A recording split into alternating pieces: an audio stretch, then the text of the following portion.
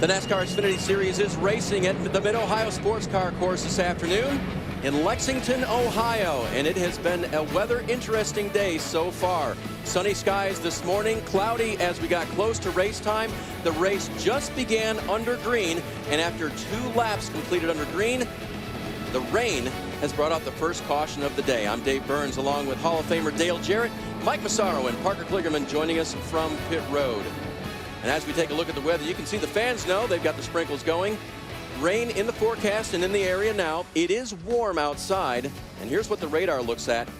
You see us up over there on the upper right, and not too bad there, but look, as we got closer to race time, it really started to build, and we expect more showers here this afternoon.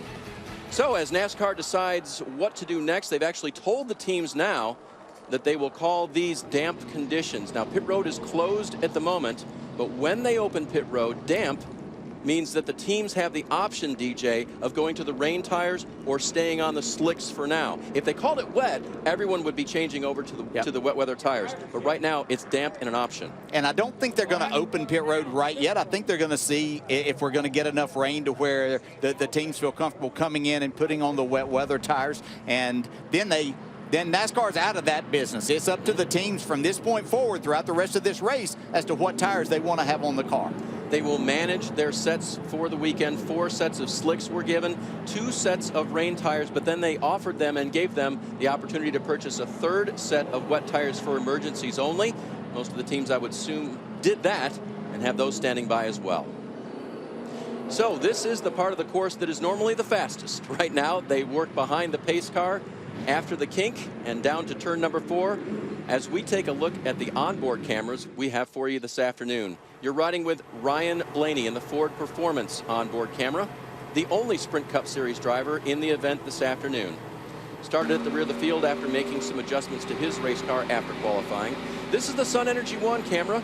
It'll ride with Kenny Habul. He'll be in the 88 here this afternoon. Eric Jones in the Toyota Camry will have our Toyota onboard camera in the 20 car. And the pole sitter, Sam Hornish Jr., will carry the Sunoco onboard camera, and he has led all 3 laps so far this afternoon at the Mid-Ohio Sports Car Course. What's he thinking right now, DJ? Sam Hornish? Yeah. Well, I think he's probably thinking that his car is good enough that he can win in either condition. Yeah, I think back more to an Eric Jones who had a tough weekend last week. He doesn't have a lot of road racing experience, but he had a tough weekend at Watkins Glen learning to road race. He's an outstanding driver, so he comes here this weekend much improved, and I think his approach was much better. He qualified very well, but now he's got to do something that he hasn't done either. You're throwing in a factor of a wet racetrack and tires that he hasn't been on, so it's going to be very interesting to watch. There's some drivers that are inside. If we could show them, they're really smiling and happy right now. So that looks like pit road is open. I see the lights on. And the rain has increased, so I think now, yeah, and going to get wetter. So they're probably thinking rain tires here. Again, they get to keep their position they were running on the track once they exit here, should they choose to pit, which they all are. Parker? See the 19 there of Daniel Suarez coming out of 3rd place. He's going to take 4 Goodyear wet radials and Sunoco fuel. The only thing he said on the radio was discussing the rules, understanding that this is actually a live pit stop. Mike? Owen Kelly, his teammate, has a lot of experience racing in the rain, so they had debated actually staying with the slicks. They eventually went with the radials, the rain radials, however, instead. Meanwhile, Sam Hornish, 4 rain radials as well. No chassis adjustments. The race off pit road right now, dead even, it would seem, but Hornish just gets by Kelly off pit road. No, Parker brought it up. That was my bad there. That was live pit stops. The one time that it would be pit stops where they didn't lose their positions would be if NASCAR had called it wet. But when they call it damp and give the teams the option, the pit stops are live. That's why you saw the fast activity guys trying to get their driver back out before the next guy. Here's Ryan Blaney. We already mentioned he had brake issues and started at the rear of the field after they made some repairs, DJ. Yeah, and this is going to be interesting to watch him come up through the field, and he actually got blocked in there too, so things not going his way right yet. So they're back on track. You see the flashing red lights, the windshield wipers, the defoggers, the rain tires. We're going rain racing at the Mid-Ohio Sports Car Course for the Xfinity Series. Come back and see what happens next. I don't want to live with the uncertainties of Hep C. Or wonder whether I should seek treatment. I am ready. Because today, there's Harvoni, a revolutionary treatment for the most common type of chronic hepatitis C. Harvoni is proven to cure up to 99% of patients who've had no prior treatment. It transformed treatment as the first cure that's one pill once a day for 12 weeks. Certain patients can be cured with just 8 weeks of Harvoni. Harvoni is a simple treatment regimen that's been prescribed to more than 250,000 patients. Tell your doctor if you've had a liver transplant, other liver or kidney problems, HIV, or any other medical conditions, and about all the medicines you take, including herbal supplements. Taking amiodarone with Harvoni may cause a serious slowing of your heart rate. Common side effects of Harvoni may include tiredness, headache, and weakness. I am ready to put Hep C behind me. I am ready to be cured. Are you ready? Ask your Hep C specialist if Harvoni is right for you. Hey, thanks, Dad. Pick you up in 2 hours. Keep them on. Thanks, bro. Later, Mom. Thank you. Have fun. Thanks, Dad. Thanks, Mr. Smith.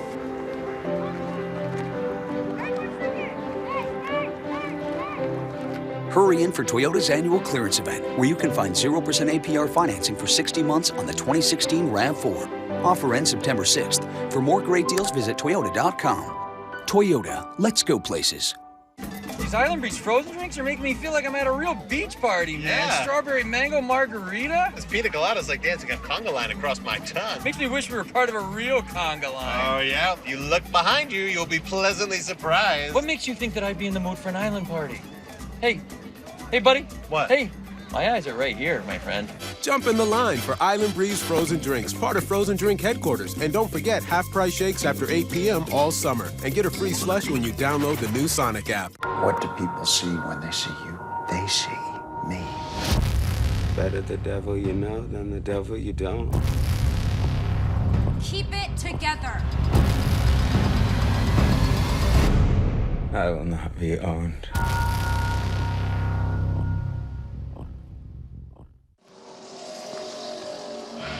Did you know you can watch every Xfinity Series race with the NBC Sports app and get closer with additional camera angles, driver stats, and track information? It's available on mobile, tablet, and connected TV. Download the app and find out more at NBCSports.com/live. And even in the rain, DJ. We are at the Mid-Ohio Sports Car course, and the rain has intensified. Almost every car has been on and off of pit road. I'm going to say everybody has at this point. Yeah. Had a chance to take on their rain tires, and then some have been unfortunately off the track. And DJ, racing in the rain, that's a different thing. You take a different course around the track if you do it. Yeah, you're actually trying to go around, and you will be out of the groove because of everything, all the oil and everything that's actually in the groove. The rubber that's there becomes even more slick. So you're out looking where there's nothing on. You're trying to find some grip by not being in that main part of the track. And, you know, we've got a guy that's actually done some of that. I think we'll let him talk about it because I had a hard enough time staying on the track when it was dry, so I never experienced having to do it when it was wet. Parker, you've had the pleasure. How much fun is it? Oh my gosh, it is a lot of fun, but not really in the conditions we're in at the moment. I would call this torrential or monsoon conditions. We're actually hiding under a tent here for the Joe Gibbs Racing Team, number 20 of Eric Jones. But one thing you have to watch is for a driver in the wet, you avoid the racing line. And why do you avoid the racing line? Because it's polished. It has rubber on it, and the grit of the racetrack is not up in the asphalt. So you try to get away from it and find places where the asphalt is not polished, and therefore there's grit. But right now in these conditions, vision is probably the hardest thing. There's going to be spray from the race cars, and really just being able to expel this much water off the windscreen is going to be incredibly tough. Parker, thanks. And we've got I think we got a 6-foot Ziploc bag for you coming your way right now, so stand by for that. Here is Kenny Houle. You ride on board with him in the 88 car. You can see the conditions he's dealing with. Every team is required to put a wiper motor and a wiper blade on there, along with a tail light that runs. It's not a braking light, but it's a tail light to keep everyone able to see you when you're running down the straightaway, and a defogger as well. So you don't have to run the windshield wiper. Sam's shooting not to. Yeah, a lot of them just have Rain-X on there, and it will dispel the water. Maybe some feel in a better fashion, especially after they get going. But they're having a hard time even just getting around here under caution. All right, guys, we just spun out right here. Get back going right here. It is very, very different and like being on ice at some points, DJ. Yeah, as Parker pointed out, this is probably the worst case scenario where it's raining so hard. You know, if you just have a wet racetrack and you can see and you can kind of deal with that, but you know, when it makes it difficult to see and you're trying to figure out exactly how hard you can and can't go, we're going to see a lot of cars off the track. See if we can see what happened to Kenny Habul here. Just cruising along. Just adds a little bit of throttle there. Yeah, and that's what he's trying to see exactly. You know, how much throttle can I get? And we talk about the amount of time that they spend. They spend in second gear, then that's only going to make this more difficult to go around this track. The revs are up. The wheels are ready to grab more traction. Yep. And what about more shifting, DJ? Would you ever go to a higher gear just to avoid doing that? Yeah, you know, there are going to be times that they may want to get it in a higher gear at some places that they were probably close before, but it was advantageous to stay in that gear. But that option will be there for them.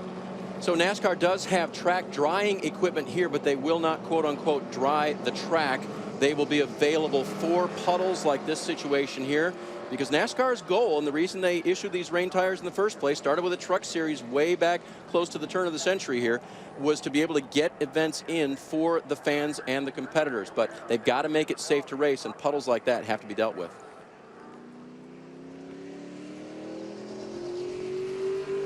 So a lot at stake here, opportunities for winners, but also opportunities for people not to lose a lot of points, and for some maybe to jump in the top 12, DJ, and enter this Xfinity chase. Yeah, I'd have to say that it's that group there that we see from Ryan Sieg basically in 11th back at least through 15th. They all have that opportunity to be a part of this chase in the first year for the Xfinity Series. And getting in conditions like this, you know, this is a tough stretch for them. They have 3 road course races in a 4-week period. So, you know, they don't have these are teams that don't have the bigger funds and the big crews to handle everything. And you take a Blake Cook that last week had a good run going. Had this happened up in the S's at Watkins Glen, nowhere to go, tears up his race car, and so this was a tough week for them to get their backup car ready. And you know, you think about today and how difficult this is going to be. They've got to look ahead in just 2 weeks. They've got to do this again. So very difficult for these teams as they fight and battle to try to be a part of the chase that top 12. You see on the left there at the top, Blake entered with a 24-point lead, finished 35th, only 2 points now above the cut line, and that brought the 3 drivers to the right all up. They'll just be looking to you know, this today becomes a matter of survival for them. You know, stay on the track. Don't make that mistake that's going to cost you a lot of points in this situation, and try to give yourself the best opportunity in these next 6 races to be inside the top 12. The month of August, road course month for the Xfinity Series. 3 of the 4 weekends are on the road courses. Mike Massaro. Well, we talked a little bit, Dave, at the beginning of the show about guys who have some experience on road courses. Well, there's a couple of guys at the front of the field, Sam Hornish and Owen Kelly. They've got a lot of experience, but Sam Hornish has more experience up on top of his pit box in the rain as well. His crew chief, Andrew Dickinson, who's normally the team engineer, has a lot of experience in it. In fact, he may know Owen Kelly better than Sam Hornish does. Years ago, in 2007, the crew chief for Sam Hornish, Dickinson, was actually the team engineer for Owen Kelly in the V8 Super Series in a race at Oran Park in Sydney, Australia. That day was run in the rain. Owen Kelly went to victory lane that day, and Andrew Dickinson took a big part of the victory home with him as well. They share a lot of knowledge on how to race in the rain, and these two could come down to the finish line at the end of the day, and, well, there might be some Australian pride on the line as well. Mike, you cannot make that stuff up. Great story. We'll be watching Owen Kelly, who's already got a donut on the side of the 18. It's going to be rough out there this afternoon. Rain at Mid-Ohio, under caution, but getting closer to coming back to the green flag and racing right here. The Ford Freedom Sales Event is on. Our biggest event of the year just got better. Announcing 0 for 72 across the entire lineup of Ford cars, trucks, and SUVs. Plus, tag vehicles now get 1,000 smart bonus. That's freedom from interest and freedom to choose with Ford, America's best-selling brand. Now get 0% financing for 72 months across the entire Ford lineup. Plus, specially tagged vehicles get 1,000 smart bonus. Good news. This year, you and the family are making it to Galactic World without a hitch. Because when your check engine light came on, you went to AutoZone and checked it out for free. And our Fix Finder helped you figure out what was wrong so you could fix it quick.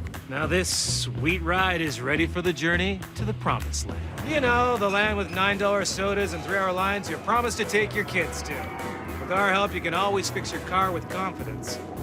Hoods up, America. Get in the zone, AutoZone. Do I have to worry about you, Teresa?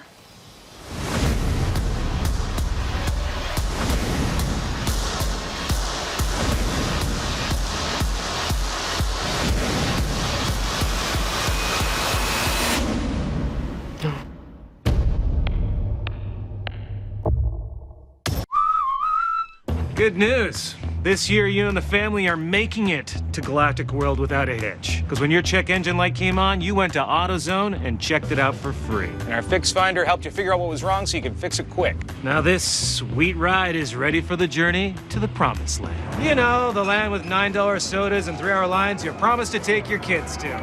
With our help, you can always fix your car with confidence. Hoods up, America. Get in the zone, AutoZone. How can Time Warner Cable Media help grow your business? The advertising is working because from the online presence via the web, coming back in through emails, phone calls, etc., we've seen a tremendous spike. I will say honestly that we will continue to do business with Time Warner Cable Media because the relationship and partnership that we've created has been spectacular. I'm Blake Alford, president of CEI, the digital office, and Time Warner Cable Media helped me grow my business. Time Warner Cable Media. That's how. NASCAR on USA is brought to you by Ford. We go further so you can. And by AutoZone. Hoods up, America. AutoZone has everything you need to get in the zone. AutoZone. Welcome back to the Mid-Ohio Challenge on a rainy day, which we expected, and the teams were prepared for mentally and literally with rain tires issued by Goodyear. And they have bolted them on these big stock cars now, and we're about to see what they can do. NASCAR's had the opportunity to get around the track there in the pace car, DJ, and I know looking for those puddles, which could be really troublesome. And they said they're not going to blow off the track necessarily in those areas, but they might vacuum up some of that water. Yeah, that's the biggest issue. It's these areas to where the water runs across, and it does create that puddle. And I think they were talking mostly around turn 6 is where their issues might be. And so they're going to try to get as much as that. But, you know, looking at the weather with more rain coming, this could be an issue quite a bit of the day. That was about a 10-minute downpour we had here just recently. Sprinkles brought out the caution after 2 green flag laps on a dry track. And then we had the big downpour, which has now subsided. And that is the 33 of Brandon Jones back on pit road again, Mike. Yeah, and they've got some issues with their wiper system right now, Dave. It will not function. They've been down pit road a few times already trying to repair that. It has not worked, so instead they're going to go to the old-fashioned route. They're going to break out the Rain-X and put it on the windshield, hoping that gives Brandon Jones a little bit more visibility as much as they can. You can see one crew member just pounding on the windshield, perhaps trying to loosen up maybe something that might be stuck. I'm not really sure, but still the wiper system not functional on the 33. Mike, that's what I do. Is it not working? Hit it and hit it again. See if you can get it to jar something loose there. Drying off the windshield first and then applying that product and sheds the rain, DJ. That's the idea. To the best of its ability. That's why they make it. So Brandon Jones on pit road, one of several Richard Childress Racing entries here this weekend, including the pole sitter you see there in the red and black too. That is Sam Hornish, continuing to pace the field around. And we want to take a look at the entire track, DJ. Let's say this is under dry conditions. Yeah, see, turn 1's a left-hander, go through there in second gear, up to third, downshift back to second gear. And then this fastest part of the track here, even though we have a little bit of a kink of a corner there, once they get to turn 4, over through turn 9, they're going to be running that through in second gear. And that's going to be very, very difficult in these rain conditions now. So a lot of this, again, not a ton of shifting, a lot in second gear. It's going to make it much of a challenge, but we're going to see them taking a much different line than what we saw earlier. 13 turns, and we would normally think of a fuel window being maybe 30 to 32 laps here. But now, the other thing the rain does, DJ, is brings the speeds way down, and the fuel calculations will be very different. Yeah, way slower timed around here. We saw the Sam Hornish yesterday in his final run was 84 seconds around here, a minute 24. We're going to see probably a minimum of 15 seconds more, and probably closer into the 20 and 25 second range. She's going to slow it down that much more, especially as they try to figure out exactly what they can and can't do around here, which just brings in better fuel mileage. So, they'll be looking at this point. If we have rain continuing on, and we were looking at most of them thinking about a 2-stop race, very real possibility that from this point forward, they will be looking at 1 stop. Brendan Gaughan there in the 62. His qualifying position was 12th. He'll be 4th as they come back to green here. Pace car is off. Wet weather tires on these Xfinity Series cars, and we are back under green at Mid-Ohio.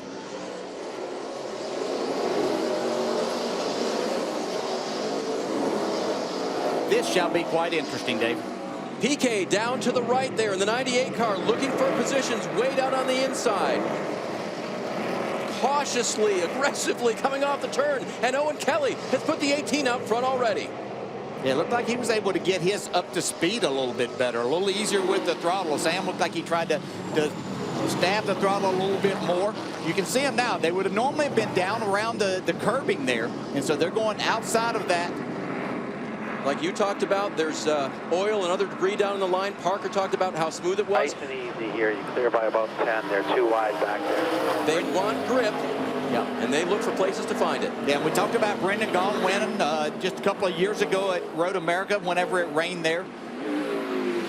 And NASCAR is now telling us the restart is under review, which they will do, and there's a possibility that someone jumped the gun just a little bit, but we'll get the clarification on that as soon as they bring it. And they are now calling that restart good. And Owen Kelly is around in the 18. Hang on. Out of 5 and down into 6, and he's trying to keep it from stalling. He does, and he loses the lead on a very slick racetrack. Yeah, and trying to get back going out of that wet grass is going to be difficult, and then shooting him right where the cars are coming. Here comes Ryan Blaney right at him. Blaney in the 22. He woes it down just enough, and Owen Kelly is going from the lead. Here, just take it easy going through here. Back to the middle of the pack.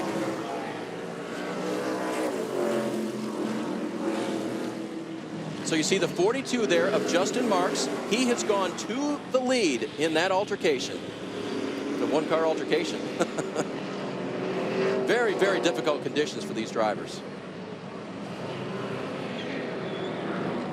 So Brendan Gaughan in the 62. He now pulls into second, and the 2-car of Sam Hornish is in fact the leader. Marks is in second.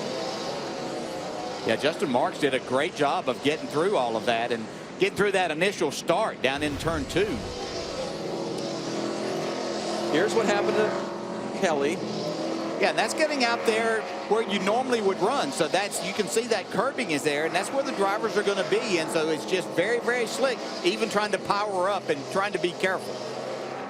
See, Hornish scoots through there, and Justin Marks goes around Brendan Gaughan. Marks, by the way, started 10th, now is all the way up to 2nd. Further back in the pack, Roush Fenway Racing teammates. The 6 of Bubba Wallace, too far to the outside. His teammate, the 16 of Ryan Reed, was looking for a place to go. And you got to remember that approaching those corners, DJ, the guy in front of you is going to take that wider line. He's going to take that. And as difficult as you think it is to see out front, drivers aren't taking the time to look in their mirror. So you got to be careful of the positions that you put yourself in, because they're really not paying attention to what you may be doing. Look at this. Visibility, very, very difficult. That is the 40 of Alon Day from Israel. Runs in the NASCAR Euro Series. Over here for his first start in the Xfinity Series. Has some rain experience. As the 98 of Nelson Piquet Jr. goes around. Same spot that Kelly lost it. Exactly the same spot. And there, Ryan Reed may have had a little assistance from his teammate there. That was tight. Well, I think Bubba was still on your left. Clear. Maybe not very happy with what had transpired before, as he felt like he might have been forced off course just a little bit. Okay, now they've both been off, and that's what happened to Kelly. Looks like he's been off again, or was the recipient of some dust from somebody else. There are sand traps here. We noticed last week at Watkins Glen, lots of paved areas. This track still has a lot of the sand traps, DJ. You know, and two drivers that we really thought may benefit from wet conditions, Owen Kelly and Nelson Piquet Jr., both drivers have already spun and been off the course. Well, and both drivers have not been in an Xfinity Series car for 3 years. Now can I call Marks the leader? Yes, he absolutely is.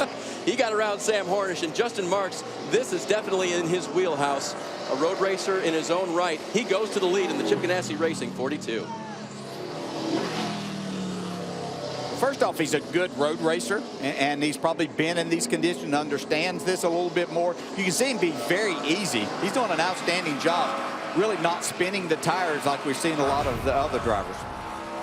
Here's what happened to Nelson Piquet. He was in that outside like you like to be, but boy, when you put the power down. Yeah, he just tried to get a little too much there at one time. And then the 16 finds the gravel there. There's Ryan Reed back on track in the left. Ryan had a great qualifying run, qualified 8th, but now runs back in just the 9th position. And we talked about Ryan Blaney. We saw him in that shot. He started in the rear, already up to the 11th spot for him.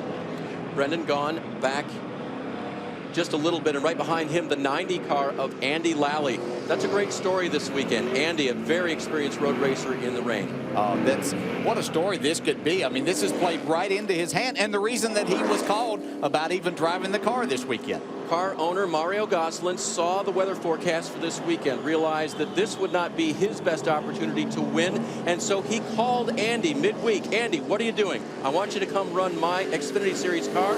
They worked out a deal, and Lally is going to the front. Parker? Yeah, one thing to note with Andy is I spoke to him this morning. I asked him about the rain, and he said, you know, I'm looking at this race as finishing top 10. I'd be excited. If I'm outside the top 10, I'll be destroyed. But the biggest thing about the rain, he said, a lot of these guys will struggle. Why? This place is real. Oh, you see Owen Kelly get off here again.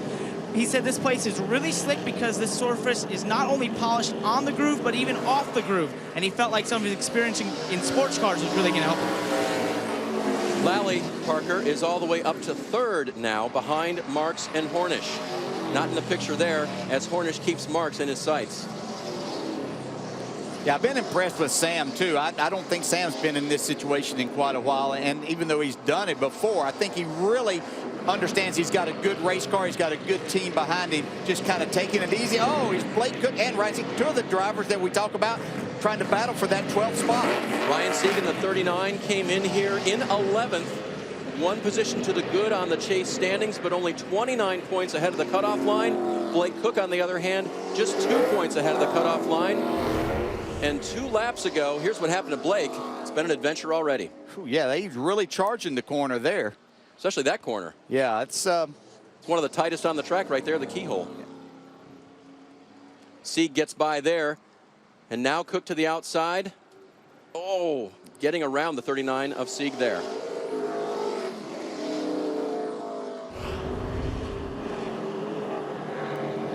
Justin Marks in the 42 cruising.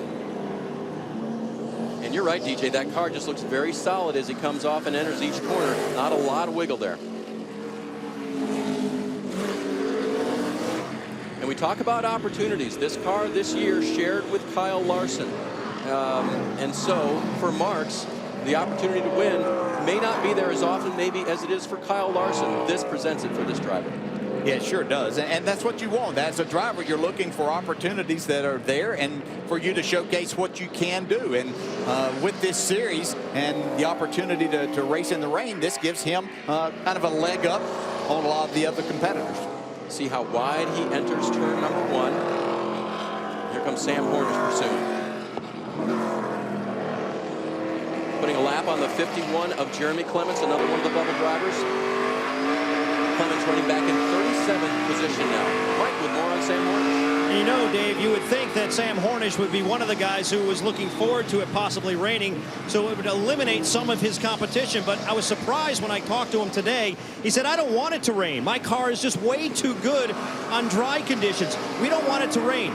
And also, the other thing he was concerned about, maybe something we're all concerned about, the other drivers on the racetrack. He said, my car's way too good.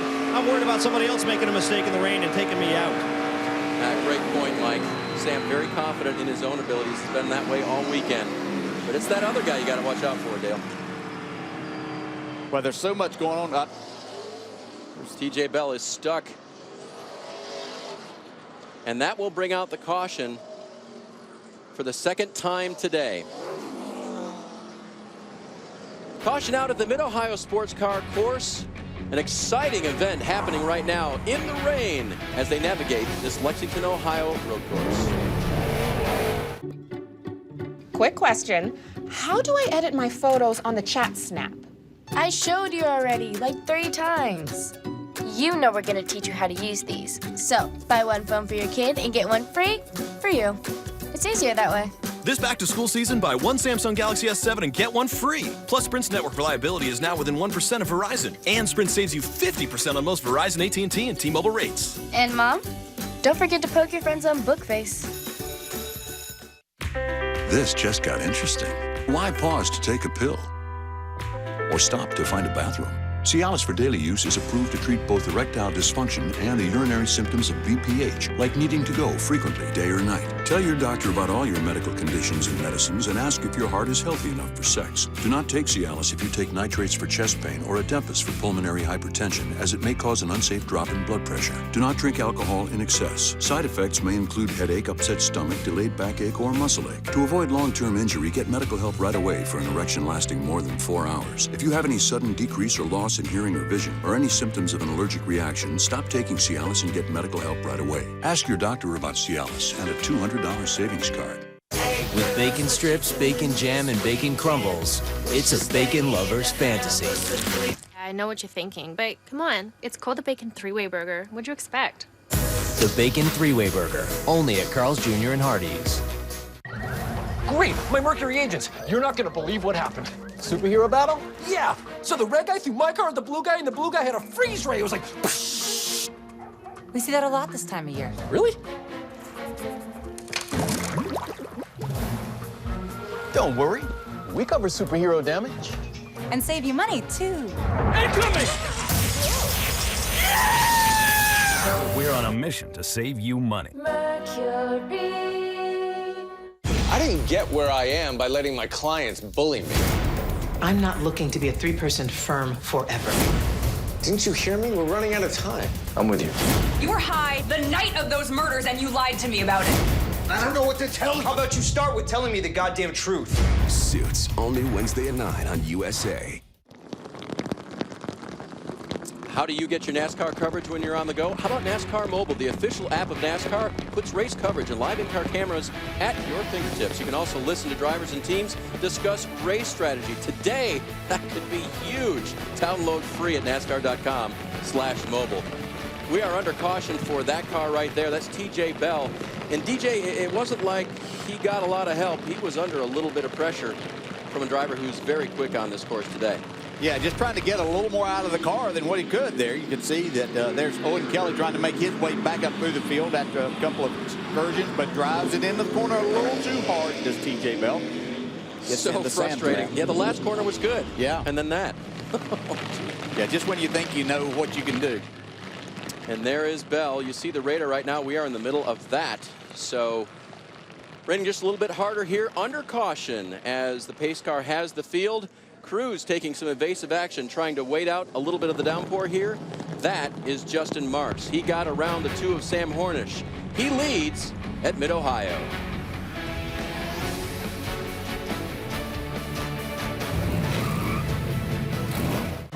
You and I. My brother and I have always been rivals. We would dream about racing each other in Monaco.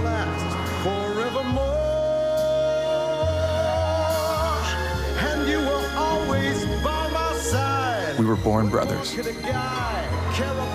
Competition made us friends. Wishbold in a 2017 Camry. Toyota, let's go places.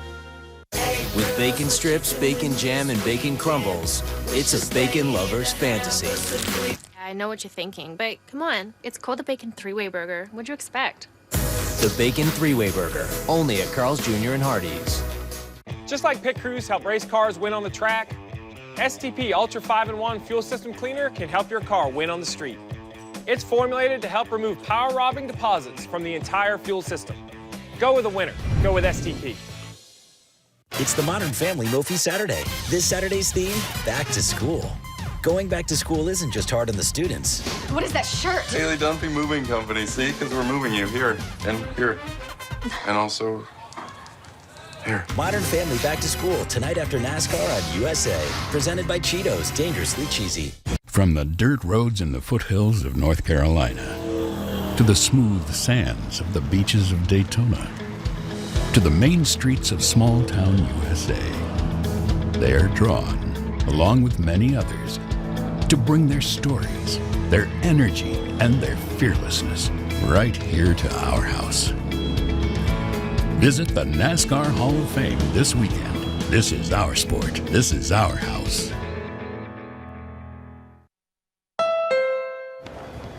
Welcome to Honda.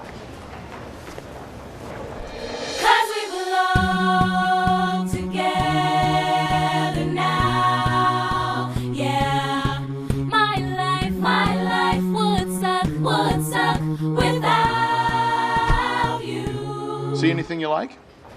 Yeah. Now is the moment to get the Honda Civic you love, voted 2016 North American Car of the Year at the Honda Summer Clearance Event, going on now. For over 60 years, STP has been developing products to help cars run at their peak performance. To get the inside track on NASCAR racing, go to NBCSports.com/Inside NASCAR.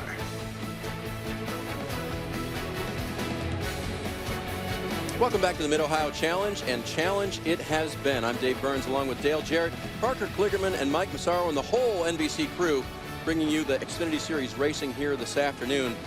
The challenge has been to deal with the rain. Race tires on these cars after they pitted. So far, DJ, Justin Marks has handled it best, and he got the lead from Sam Hornish just a few laps into this wet situation. Yeah, he put right off that first lap.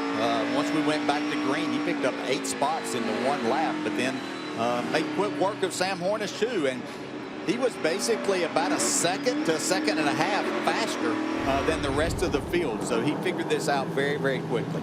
Experience in this type of discipline gives him confidence. He's taken that Chevrolet to the front.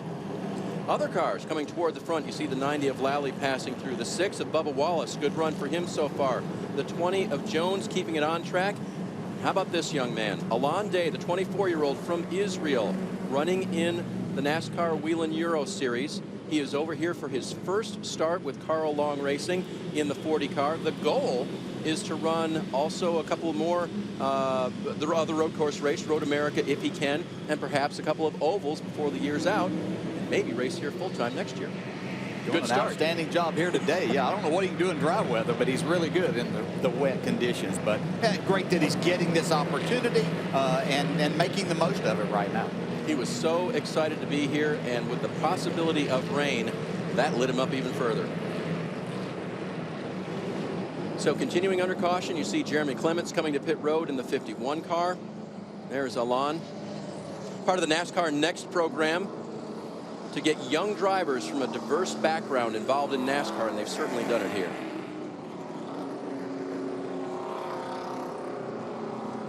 So under caution for the second time this afternoon. And in a radio show this morning, he said that he's been hoping for rain all week, came to the right place, because that's what it's looked like. But he just felt like that gave him the best shot here. And that's someone that's very confident in their abilities in this type of a situation. We see Elliott Sadler coming to pit road here. Going to make some adjustments, I believe. Try to make his car better. Elliott told me some things that they could do, some shock adjustments and possibility of taking some spring rubbers out of the rear springs so that he can get better forward bike. Mike?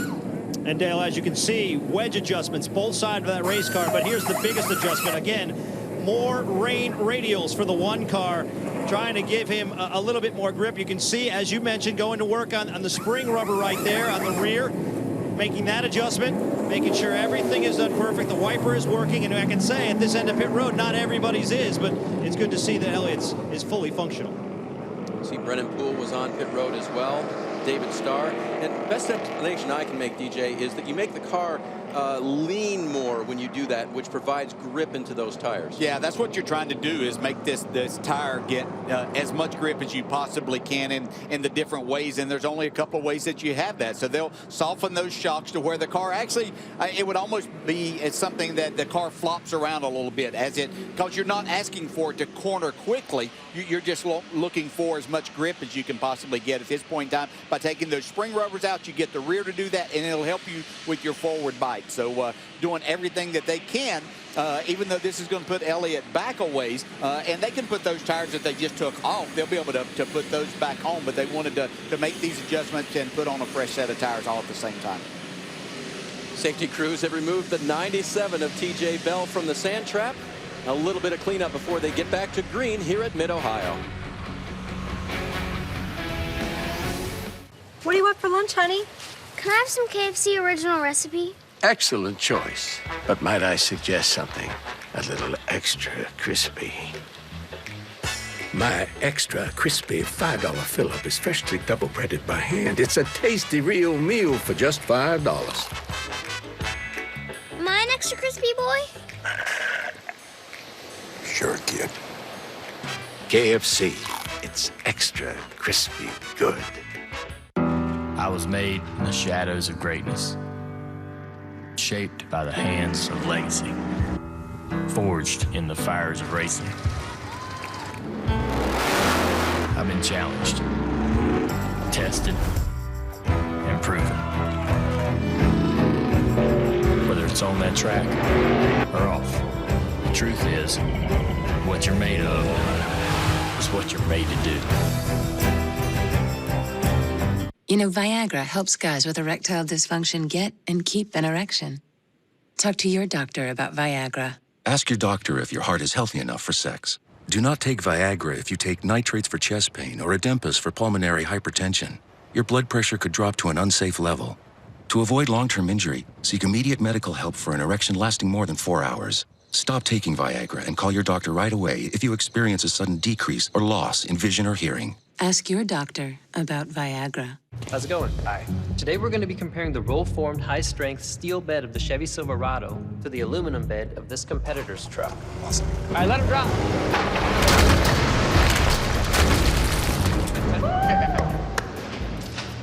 Let's see how the aluminum bed of this truck held up. Oh, wow. That's a good-sized puncture. That's all the way through, for sure. Full-on crack here. You're aluminum now, you're gonna go, ooh. Let's check out the Silverado steel bed. Wow. Yeah, a couple dents. I'd expect more dents.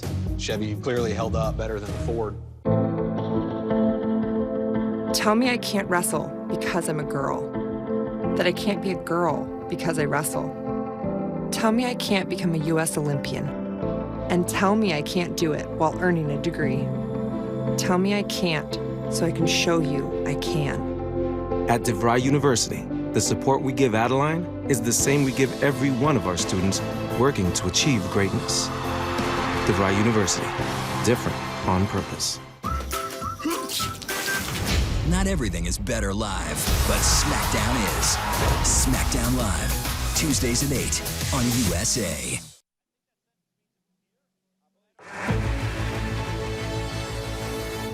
In 35 years of racing, I don't think I've ever seen that transpire before. Oh my goodness. The hell blew up? Joey Logano knows Brad Keselowski is better in some areas.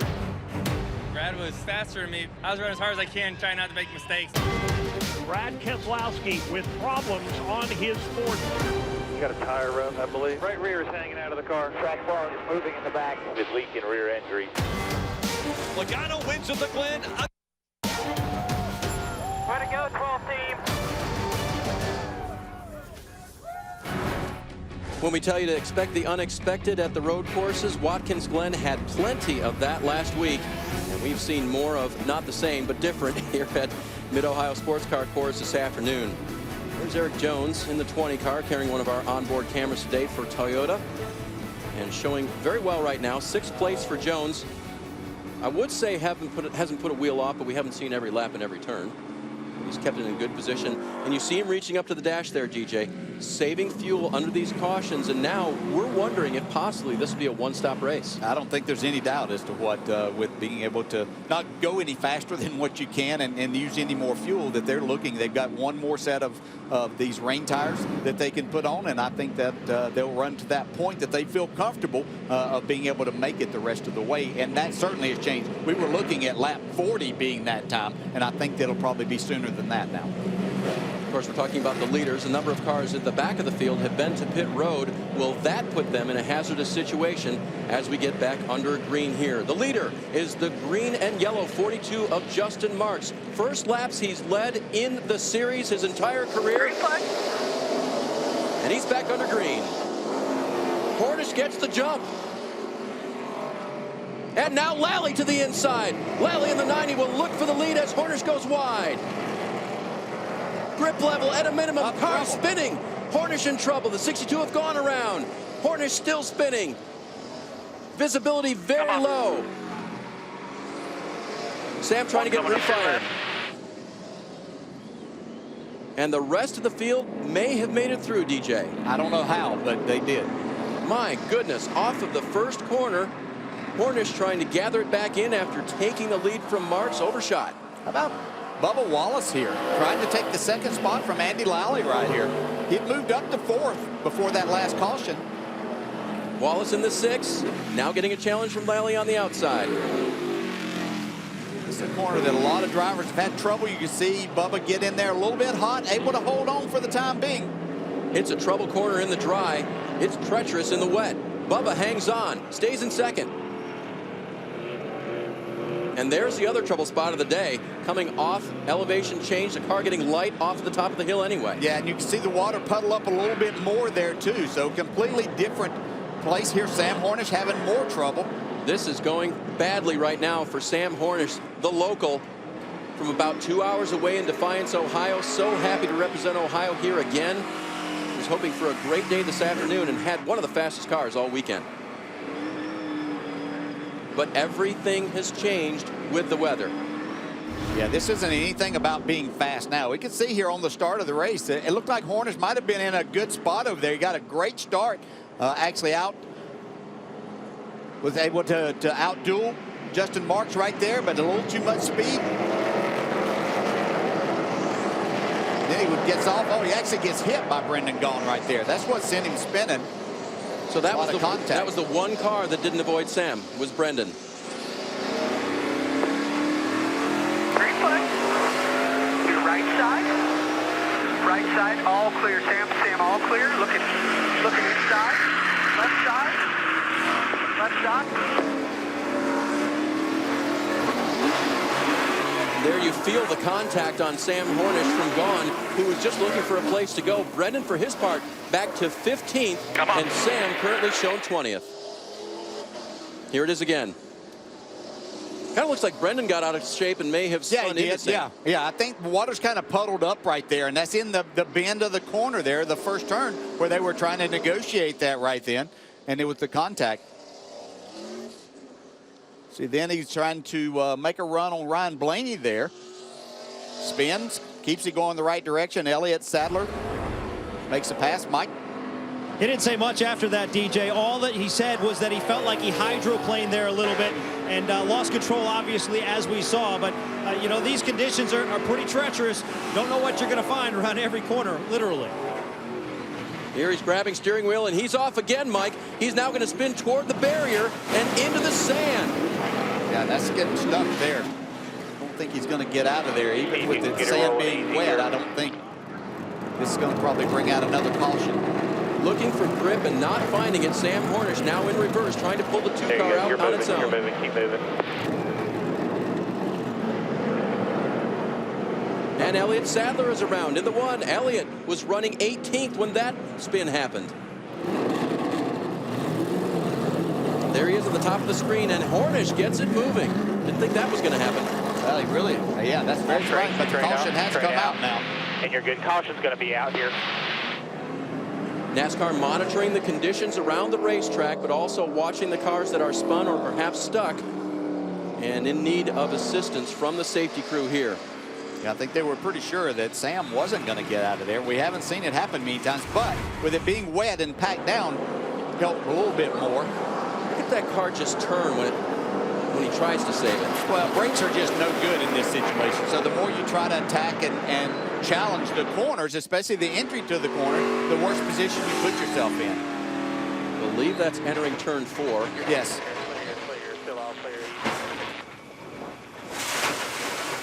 The sand traps doing their job, keeping him out of the barrier there. Problem is, once you make a mistake and then you try to atone for that mistake, then you just find yourself getting in more and more trouble. And, you know, the visibility isn't good. And so just going a few feet too far, it creates more of a bad situation, obviously, in these conditions. Sam is going to stay on track. Hasn't damaged the car to any degree that he would need to come down pit road. Although we do see the grill there getting filled with some dirt and grass from his off-track excursions. Meanwhile, Blaney, who had restarted way back in the pack, is all the way up to 14th. Got a little crazy for him in the keyhole. Yeah, a little contact there. Ryan Ellis in the black 25, getting into the 22 there. And again, they're both going for that outside line to the left there, DJ. That's one of the reasons why that happens. Yeah, and trying to go too wide right now is just asking for trouble because you can't both. On track, keep digging. You see Yaley in the 44 there had woed up. Ellis dove to the inside and then could not grip. Yeah, you can't, if you're going to be side by side into these corners, you can't both be in that preferred spot, and that's even more treacherous now than ever before. Although the way we've had it described to us, I'm not sure there is a preferred line right now. Well, no. Very slick racing track, a polished surface. The oil and other debris from the racing comes up, makes it slick, but they are on rain tires. Navigating the best they can through this 2+ mile road course. So far, Mark's looking very good. Yeah, Bubba Wallace right behind him has done an outstanding job also. Who knew? Yeah, I didn't know that Bubba was ready for this, but showing his skills, not only road racing, but in wet weather. And then Andy Lally, I think we knew that, you know, this isn't a car that normally would run up front, but you put a driver with this kind of experience behind the wheel in these conditions, and can't be surprised at what you get. This isn't about your equipment, isn't about horsepower, isn't about downforce. This is sheer driver ability and understanding the situation. And for Wallace, hasn't had a top 10 in the last 4 races, wanting something good to happen here this weekend, and the 6 car now looking good in second. Third place car, Andy Lally in the 90. 7th in 2014 at Road America in the rain. That was one of those days, DJ, where we saw somebody throwing on the dries and making hay, somebody throwing on the wets at the right time and making hay. And we could see that here this afternoon as Brendan Gaughan comes down pit road. He was the guy that made it work on the wet weather tires at Road America for that win back in 2014. Parker? And you see that little bit of damage on the right front. That is why they pitted. He got in a little bit of a collision on track. They're going to put 4 Goodyear tires on it here, wet radials, and probably put Sunoco fuel in as well, but no adjustments. Just trying to work on that right front fender this time. About 54 laps from the end here, DJ. They will probably fill it full of fuel, but what do you think? Slow enough pace yet? Gosh, that's a long way to go, but the pace has slowed. We talked about, you know, how much would it slow down. We were looking at about between 30 and 35 seconds a lap that it was slowing down. So hard to calculate, and I'm not sure that everybody over there knows exactly how to calculate when that speed shows that slows down that much. But it could be a situation that they may be in that window now, Mike. Yeah, and you know, Sam Hornish had an adventurous run there and brought out the caution. He's on pit road now. They'll make a 4-tire change. You also saw a crew member lean inside and try to wipe out the inside of the windshield. It may have fogged up there a little bit, affecting the vision of Sam Hornish. The 4-tire change continuing on as they want to try to make sure that all the damage that may have been incurred over those last couple of spins for Hornish may be repaired to their best ability here during their time on pit road. You can see a lot of debris caked in the grill just above the splitter. They're going to clear that off right now and hope for the best in this next run. Sam obviously had his hands full the last time he was out on the racetrack. Mike, you got brake ducts there and everything, DJ, important components that need clear air. Yeah, and as outstanding as his lap was yesterday in qualifying and setting a track record, his best job of driving was getting out of that sand trap and not losing a lap here today. You have to employ all of your skills here this afternoon at Mid-Ohio. Justin Marks is doing that. He's still out front.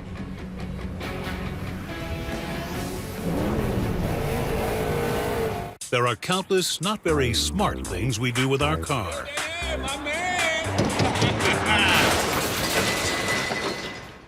But with TireRack.com, at least you know you got your tires right.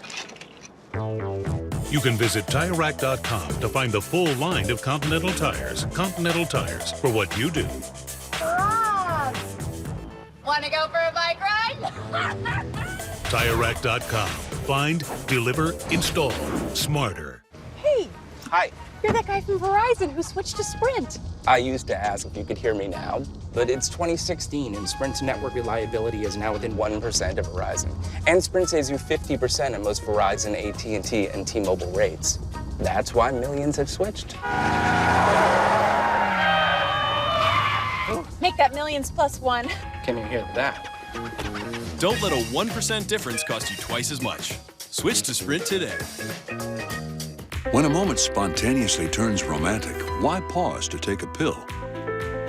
Or stop to find a bathroom? Cialis for daily use is approved to treat both erectile dysfunction and the urinary symptoms of BPH, like needing to go frequently, day or night. Tell your doctor about all your medical conditions and medicines and ask if your heart is healthy enough for sex. Do not take Cialis if you take nitrates for chest pain or Adempus for pulmonary hypertension, as it may cause an unsafe drop in blood pressure. Do not drink alcohol in excess. Side effects may include headache, upset stomach, delayed backache, or muscle ache. To avoid long-term injury, get medical help right away for an erection lasting more than 4 hours. If you have any sudden decrease or loss in hearing or vision, or any symptoms of an allergic reaction, stop taking Cialis and get medical help right away. Ask your doctor about Cialis and a $200 savings card. I can't believe the $5 lunch comes with a DQ sundae. I can't believe it comes with a bacon cheeseburger, fries, drink, plus a DQ sundae. It's like the sundae is free. I can't believe we stopped for lunch. Nothing fills you up like the $5 lunch. The Ford Freedom sales event is on. Our biggest event of the year just got better. Announcing 0 for 72 across the entire lineup of Ford cars, trucks, and SUVs. Plus, tag vehicles now get 1,000 smart bonus. That's freedom from interest and freedom to choose with Ford, America's best-selling brand. Now get 0% financing for 72 months across the entire Ford lineup. Plus, specially tagged vehicles get 1,000 smart bonus. What do the SVU ADAs have in common? There's a lot of them. But who's the smartest, toughest, drunkest? The Law & Order SVU Battle of the ADAs Marathon tomorrow at 1 on USA. Did you know you can get the latest NASCAR news, results, and highlights delivered straight to your inbox? You'll never miss a story or a last lap pass by subscribing to the official NASCAR newsletter today. Visit NASCAR.com/newsletter.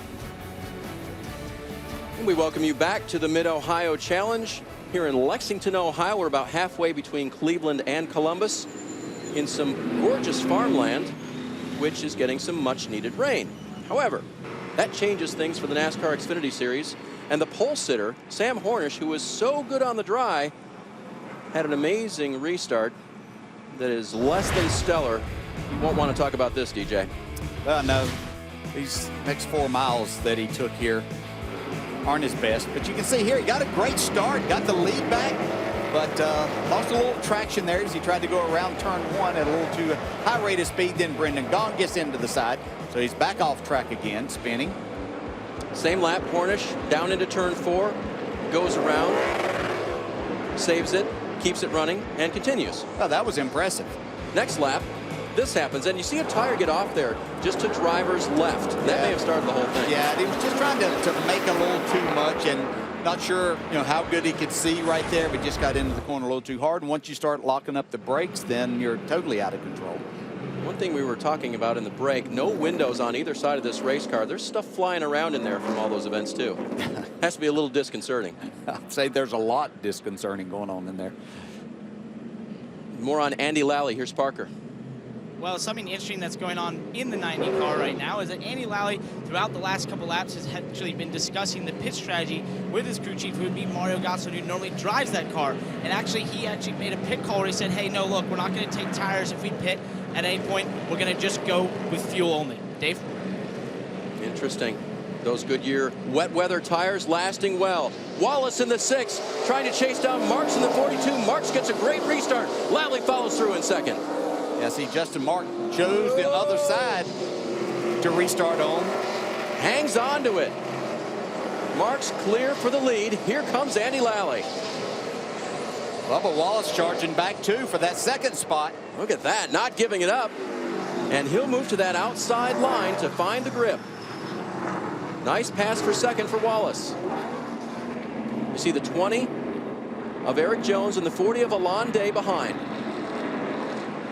I think one other thing too here, DJ, Andy Lally knows some of these drivers are racing for a championship. He also wants to protect his own race car, but he's not going to do anything to jeopardize their day. Not at this point in time. You know, I think that Andy Lally's probably got more there than what we're seeing right now, but it's about giving himself a chance. He knows that he has an opportunity here with this race car, so no reason to push the issue right now. There's a lot of racing, 52 laps to go in this. There you look back from Jones to Alon Day. Mike? Well, Dave, as you documented earlier, these are the first laps ever Justin Marks has led in the Xfinity Series. And he's enjoying the ride right now. Meanwhile, Andy Lally, also one of the more skilled drivers in wet conditions, chasing down Bubba Wallace and Marks. Marks, though, has a lot of experience in the rain as well, and he's using it to his advantage right now. So we talked about it, Mike. A lot of these drivers looking at today with rain, with fear, but there were others who were really looking at a chance to win this afternoon. Marks is one of those out front. And you can see the cautious pace that they are racing around this track in. Well, they're now getting accustomed a little bit more. The rain has subsided somewhat at this point in time, so they're able to see just a little bit better, and they have a little bit better idea, again, it's exactly how hard they can attack these corners and the exit of the corners. The challenge for Alon, oh, now we see another car off track. That's Roger Roos in the 40s, in the 74. And he has spun it, and he's going to get it going. Driving Mike Harmon's 74 this weekend. Here's what happened to Roger. He just got off one side. Looked like he got the right sides off the track a little bit, and then as he tried to correct. Look at that, dirt tracking.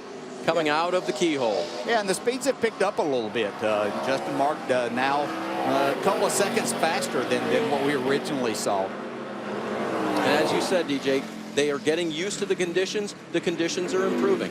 Yeah, they're improving somewhat, but it's very treacherous. And the more you try to attack here, the more of a precarious position you put yourself in, because it's still extremely wet and very, very difficult. Talking about the challenge for Alon Day, as you look back on him, his race car in Europe, a little bit lighter, a little less horsepower. So you add the weight and you add the horsepower for a driver, and then the wet conditions, and that can be a real challenge your first time. Yeah, it can be a real challenge, but this is a young man that's confident in his abilities in this type of weather, and all he's doing is being smooth as he possibly can, knowing that he can take advantage of this situation. Parker.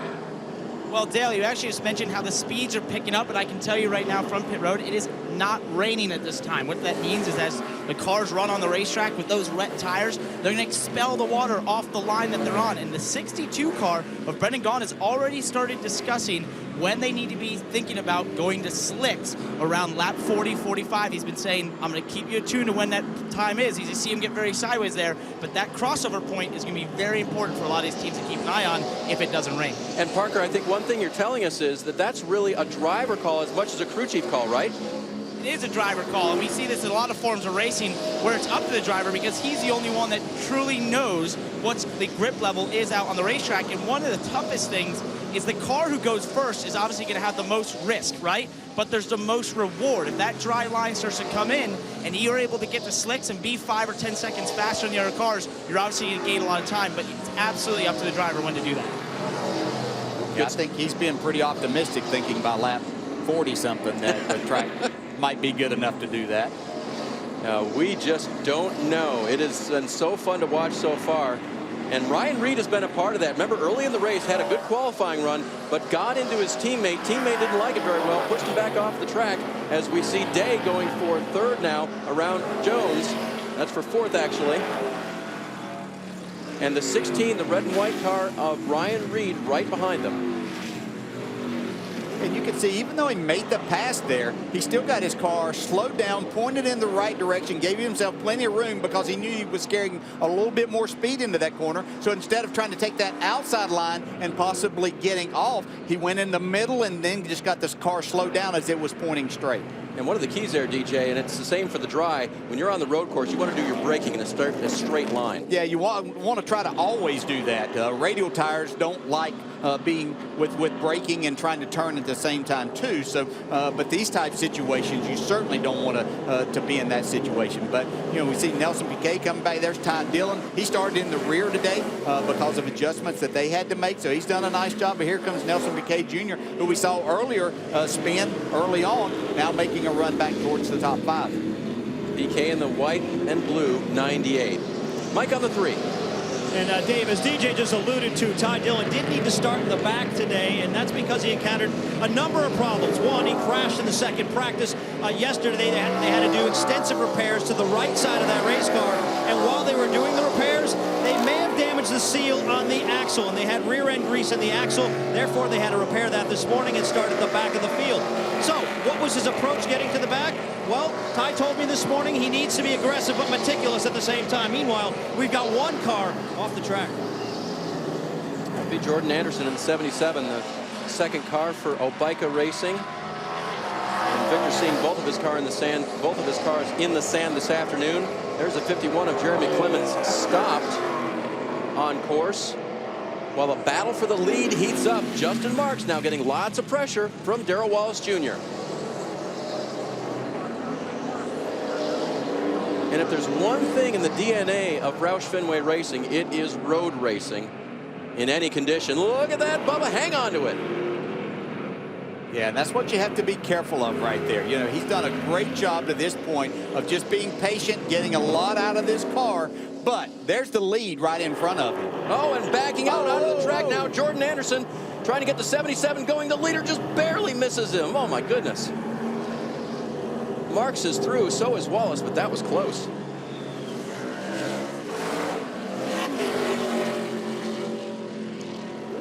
It's like a video game, DJ. You don't know what's going to pop up in front of you. Mike. Well, is Pokemon a video game? Maybe they're chasing that. I don't know. Get them all. You know, it's interesting. We've noted the run that Bubba Wallace has had right now, and it's remarkable, especially when you consider, and yet we see another car off the racetrack, when you consider his limited experience racing on road courses, let alone in the rain. I asked him how much experience he has in the rain. Before the race, he said, well, I raced one race in the rain. It was a legend car race in Charlotte a few years ago. Not quite the same, though. Yeah, but I bet he did well, Mike, because he's sure showing his stuff here. We saw to the right there, Stanton Barrett and Mike Bliss with trouble. Boy, the lead got hot there for a moment, and then Marks found a couple of good corners over Wallace. This battle is not going away, though. And I think Wallace is one of those drivers, DJ. Give him a little bit of injection of confidence. Oh, yeah. And he will go for it. There it is right there. Great exit of the keyhole. Darrell Wallace Jr. to the lead.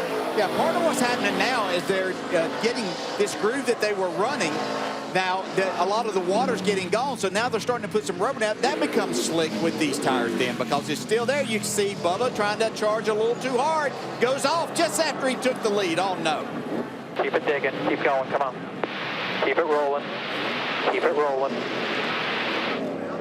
And he's got it. He's through. Keep it rolling. And there's such a big difference when you all of a sudden become the leader and you're kind of the rabbit. You can see the drivers think that it's getting a little bit better. They're starting to try to attack a little bit more, and that's just not the case. Here's Wallace getting the 6 car righted. Alon Day was just off looking for the line, and he pushes Wallace off the track. Wallace is back in the sand trap. Can he get out again? Yes. Wow. So Alon Day recovered and then tried to take the line that he wanted. Wallace was there, and he pushed the 6 car out. Now Ryan Blaney attacking Ryan Reed. And here comes Nelson Piquet Jr.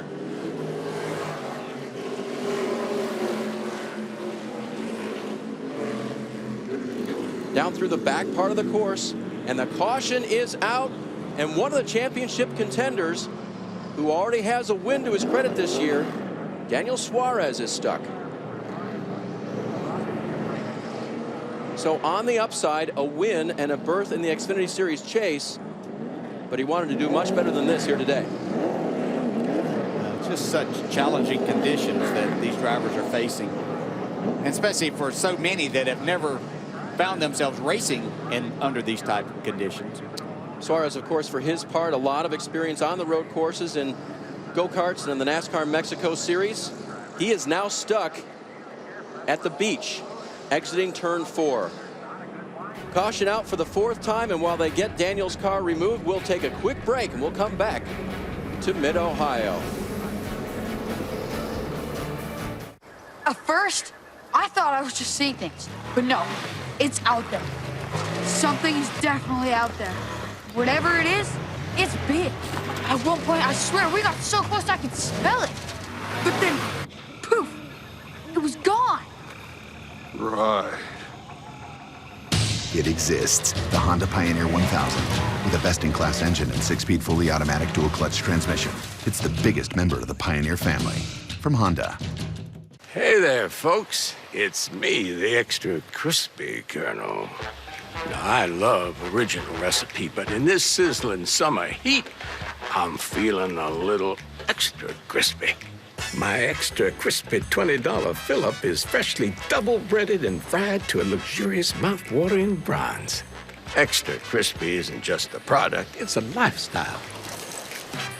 KFC, it's extra crispy good. What if you had a chance to choose a hero? What if you had a chance to be a part of a mission to change lives forever? Now you have that chance. An award to honor the very best of NASCAR fans. 4 finalists doing remarkable work for children. But only one cause can take home $100,000. Go to NASCAR.com/award to vote for the NASCAR Foundation's Betty Jane France Humanitarian Award, presented by Nationwide.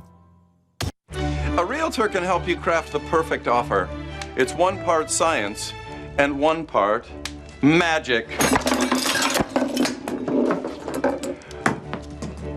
Was this your card? $5 Sonic Boombox gives you a lot for $5. Yeah, Abraham Lincoln would be very proud of this. It's an honest deal. And they named one of the sides after his wife. No, they didn't. Yeah, Mary Tots Lincoln. Try the loaded bacon ranch chili cheese coney and the $5 Sonic Boombox. This is how you Sonic. I know you. Welcome. Hi. We're your neighbors. We live across the street. Right over there. Hi, oh, thanks. See, you got Time Warner cable like the rest of the hood? Genius.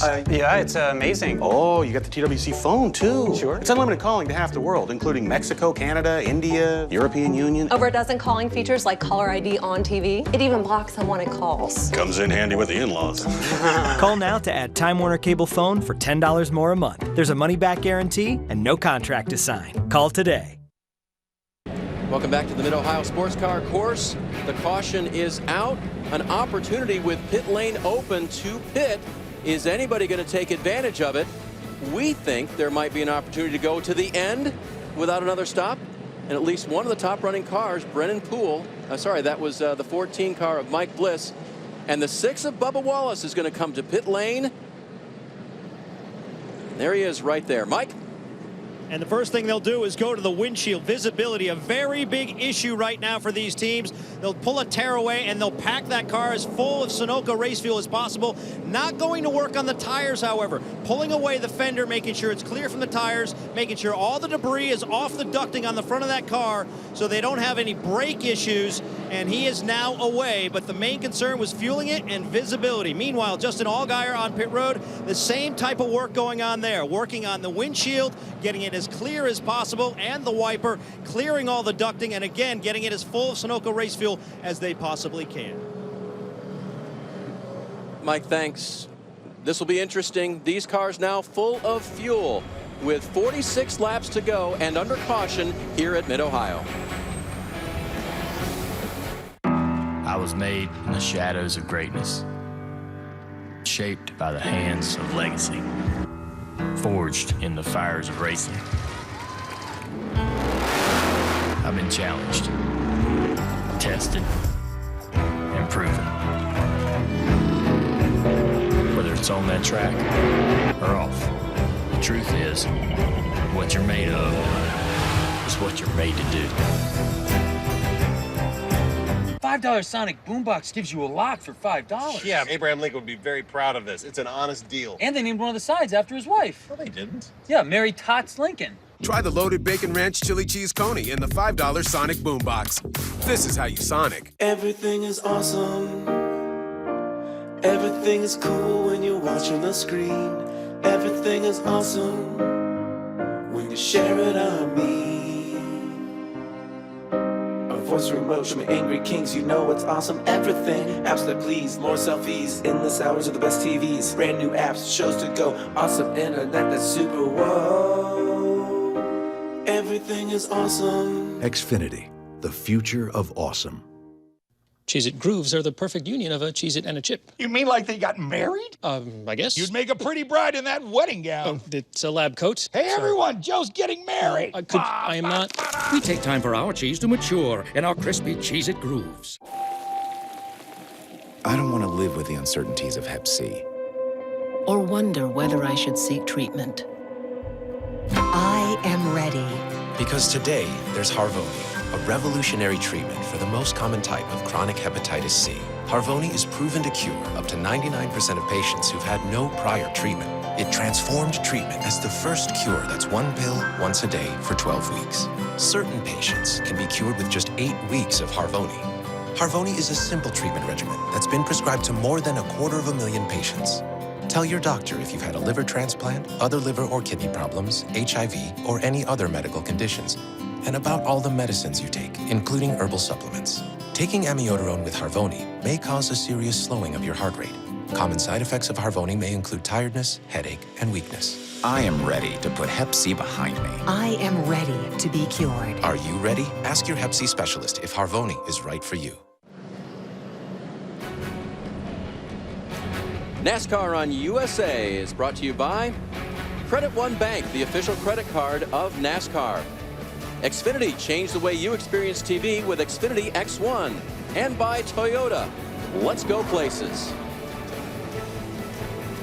But let's keep it on the track, and that has been the challenge so far today.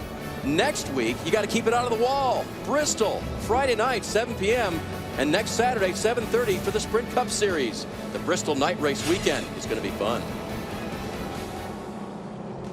But so different from this, DJ, and what a day we've had. We started just 2 laps under sunny skies, well, cloudy skies, but a dry racetrack. Then the rains came, and the option for the teams to put on the wet weather tires. They all did so. But then positions shuffled over and over again as drivers struggled for the grip level. And DJ, we can't overemphasize how difficult this all is. It's just extremely difficult. And for many, the first time encountering these type of conditions. So they're still trying to figure all of this out, Parker.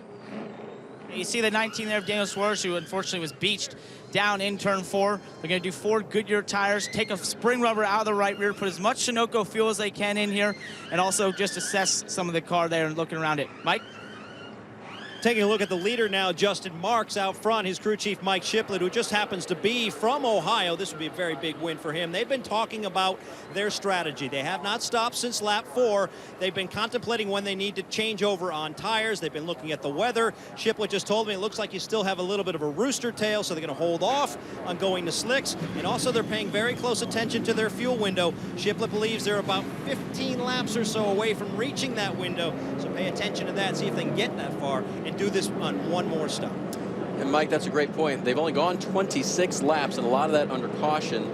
Well, I should say the start of the race. They haven't fueled yet, so no, they put it on lap 4. So they put fuel in. You see the radar here. We're in a bit of a window now, but more rain showers behind. So to me, DJ, the biggest wild card is when, if I choose to, would I put on the slick tires and maybe make that my only stop?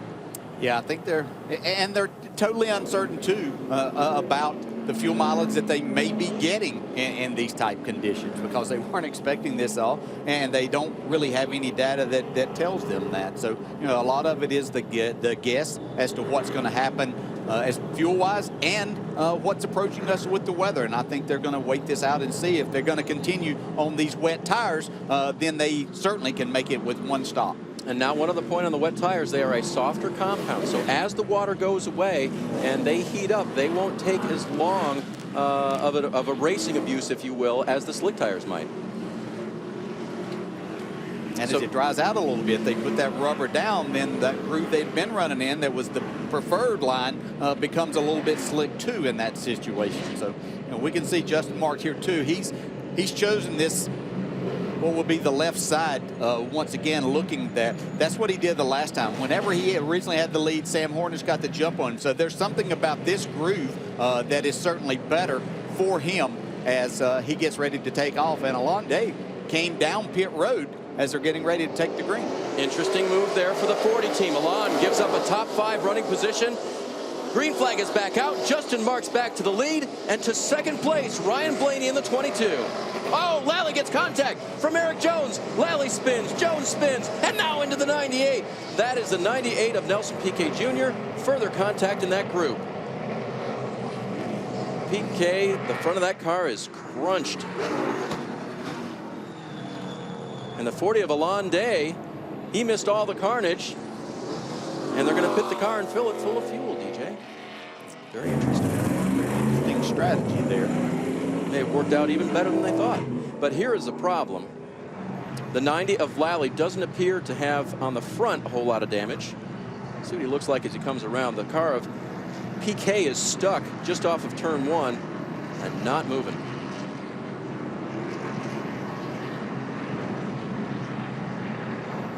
See the damage there to that car. He's got it refired. Not sure how well it's going to roll. Nelson brings it out. The Formula E champion has been around the world racing open wheel electric cars and was the series' first champion last year. This will be a day he'd like to forget at this point. Out of turn 1.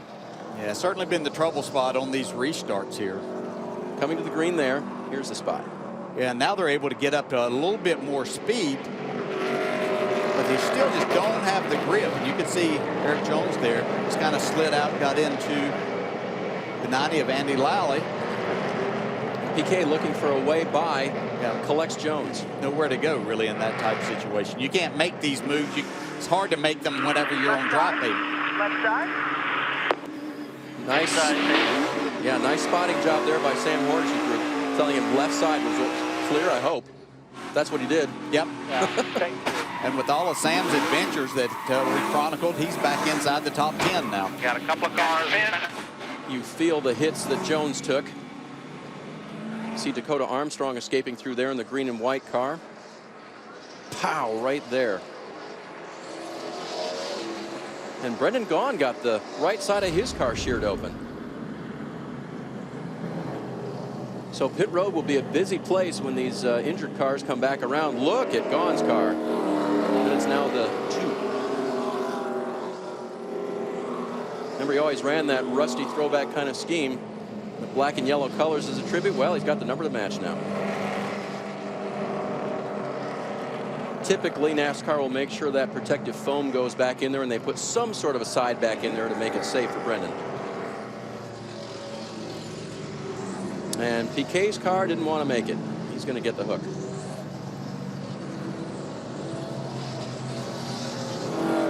So all of this happening on lap 31 of 75 scheduled here today. Jones coming down pit road now in the 20 car. After all of his adventures last week, had a smooth run going, DJ, before this. Yeah, was really doing a nice job for his first time racing in the rain. And had pretty much stayed out of trouble and right around the top 5.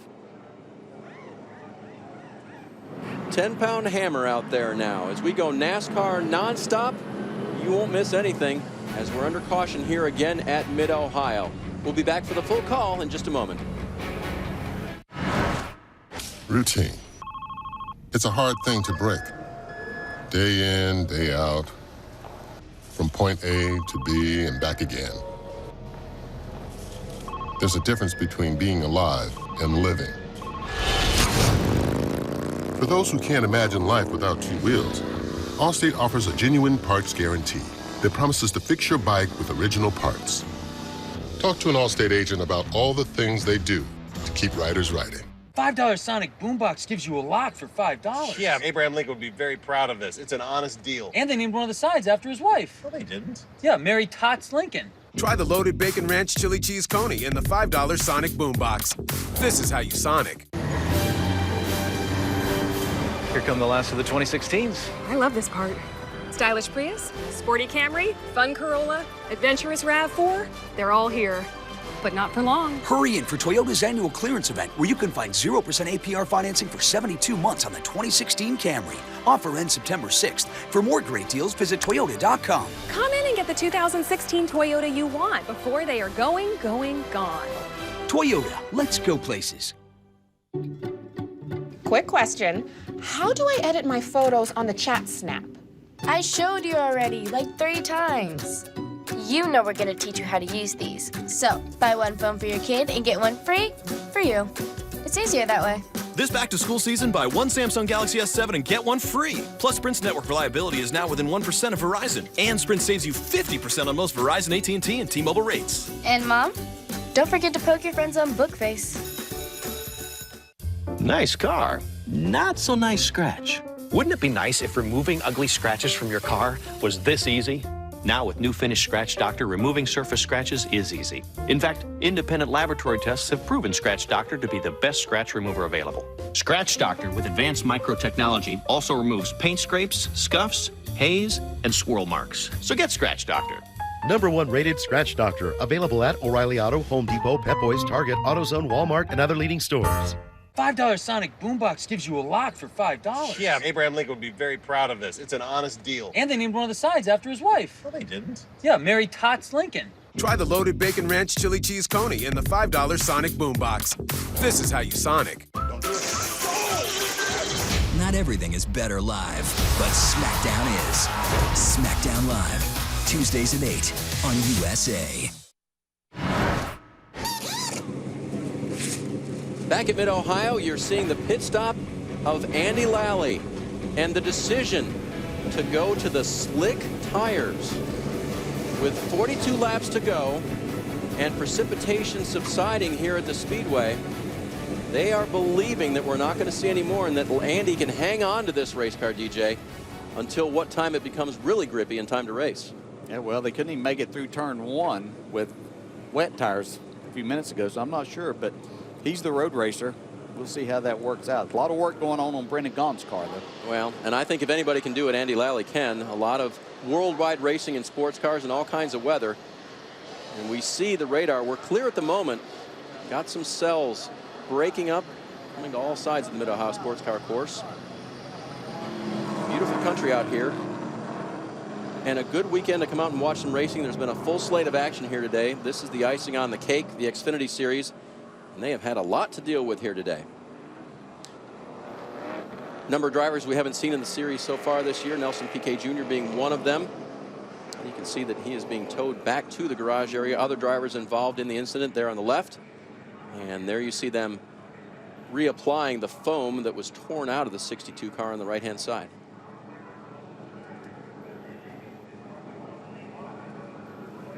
So while they work on that, check back up front.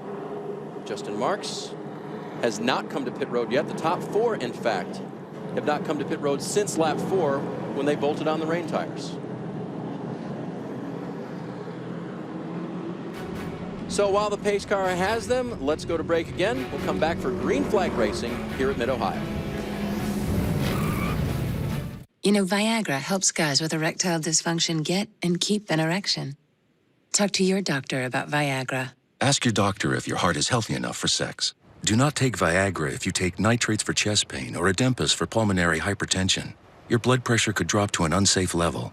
To avoid long-term injury, seek immediate medical help for an erection lasting more than 4 hours. Stop taking Viagra and call your doctor right away if you experience a sudden decrease or loss in vision or hearing. Ask your doctor about Viagra. I got you something pretty special to celebrate these new Island Breeze frozen drinks. What makes you think that I'd be in the mood for an island party? Hey, my eyes are right here, my friend. Jump in the line for Island Breeze frozen drinks, part of Frozen Drink Headquarters, and get a free slush when you download the new Sonic app.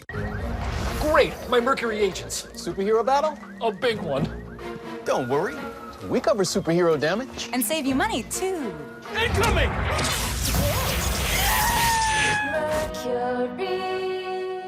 It's the Modern Family Mophie Saturday. This Saturday's theme, back to school. Going back to school isn't just hard on the students. What is that shirt? Haley Dunphy Moving Company, see? Because we're moving you here and here. And also here. Modern Family Back to School, tonight after NASCAR on USA. Presented by Cheetos, dangerously cheesy. From the dirt roads in the foothills of North Carolina to the smooth sands of the beaches of Daytona to the main streets of small-town USA, they are drawn, along with many others, to bring their stories, their energy, and their fearlessness right here to our house. Visit the NASCAR Hall of Fame this weekend. This is our sport. This is our house. Welcome to Honda. Thank you. Head over heels, where should I go? Can't stop myself, out of control. Head over heels, no time to think. Looks like the whole world's out of sync. So you like it? I do. Now is the moment to get the Honda CR-V you love, the best-selling SUV in America, at the Honda Summer Clearance Event, going on now. One turn away from NASCAR win number 1 for A.J. Allmendinger. The checkered flag and the win for A.J. Allmendinger at Road America. Roger, if you're watching, I love you. Thank you, baby. All clear, man. You're doing fine. 4th in the row. Checkered flag to Brad Keselowski. Coming through to take the checkered flag, A.J. Allmendinger. Looking for his 25th career win. Joey Logano's going to win at Watkins Glen. Logano wins at the Glen again. Hey, guys. Awesome. Way to go, total team. Team Penske very good on the road courses. In fact, if you look at the numbers here, the last 15, 8 different drivers, 6 wins, 10 poles, a lot of laps led. In fact, here at Mid-Ohio earlier this year in the Verizon IndyCar Series, Team Penske went 1-2. Ryan Blaney trying to make it a one-man show here this afternoon. Currently running second for Team Penske. You see him there to the left. Justin Marks, the leader, has again chosen coming to green, that left-hand side. Remember, Ryan Blaney started at the rear of this field. They had some brake issues that they had to fix, so here battling for the lead now. Back underway at Mid-Ohio. Down to the fast left-hander, turn 1. Marks with the advantage over Blaney. Yaley up to 6 in the 44, challenging for more. Now Hornish looking down to the inside of Yaley. Is there grip down there? He backs off just a little bit. This track is drying. The drivers have to be ever so smart, DJ, as they start picking up speed. Yeah, they're going to have to figure out, and there's going to be some areas, especially on the straightaways, that they'll try to actually get over in some wetter areas to keep these tires as cool as they possibly can. Very few have gone back to the slicks yet.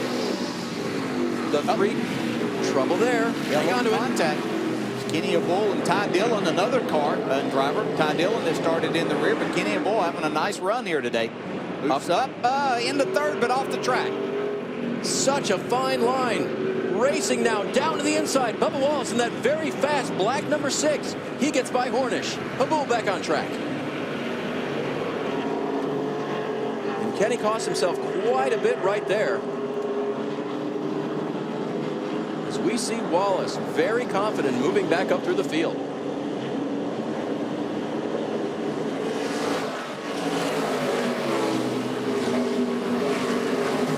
Ryan Preece there in Johnny Davis's 0-1. A good showing so far for him. 8th position for Preece. Yeah, he's been inside the top 10 here for about the last 15, 18 laps. Doing a nice job here this afternoon. Parker with more.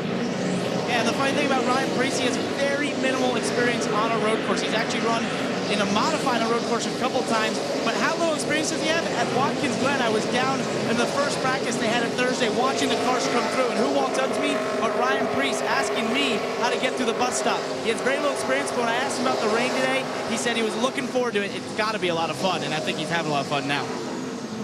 It looks fun, Parker.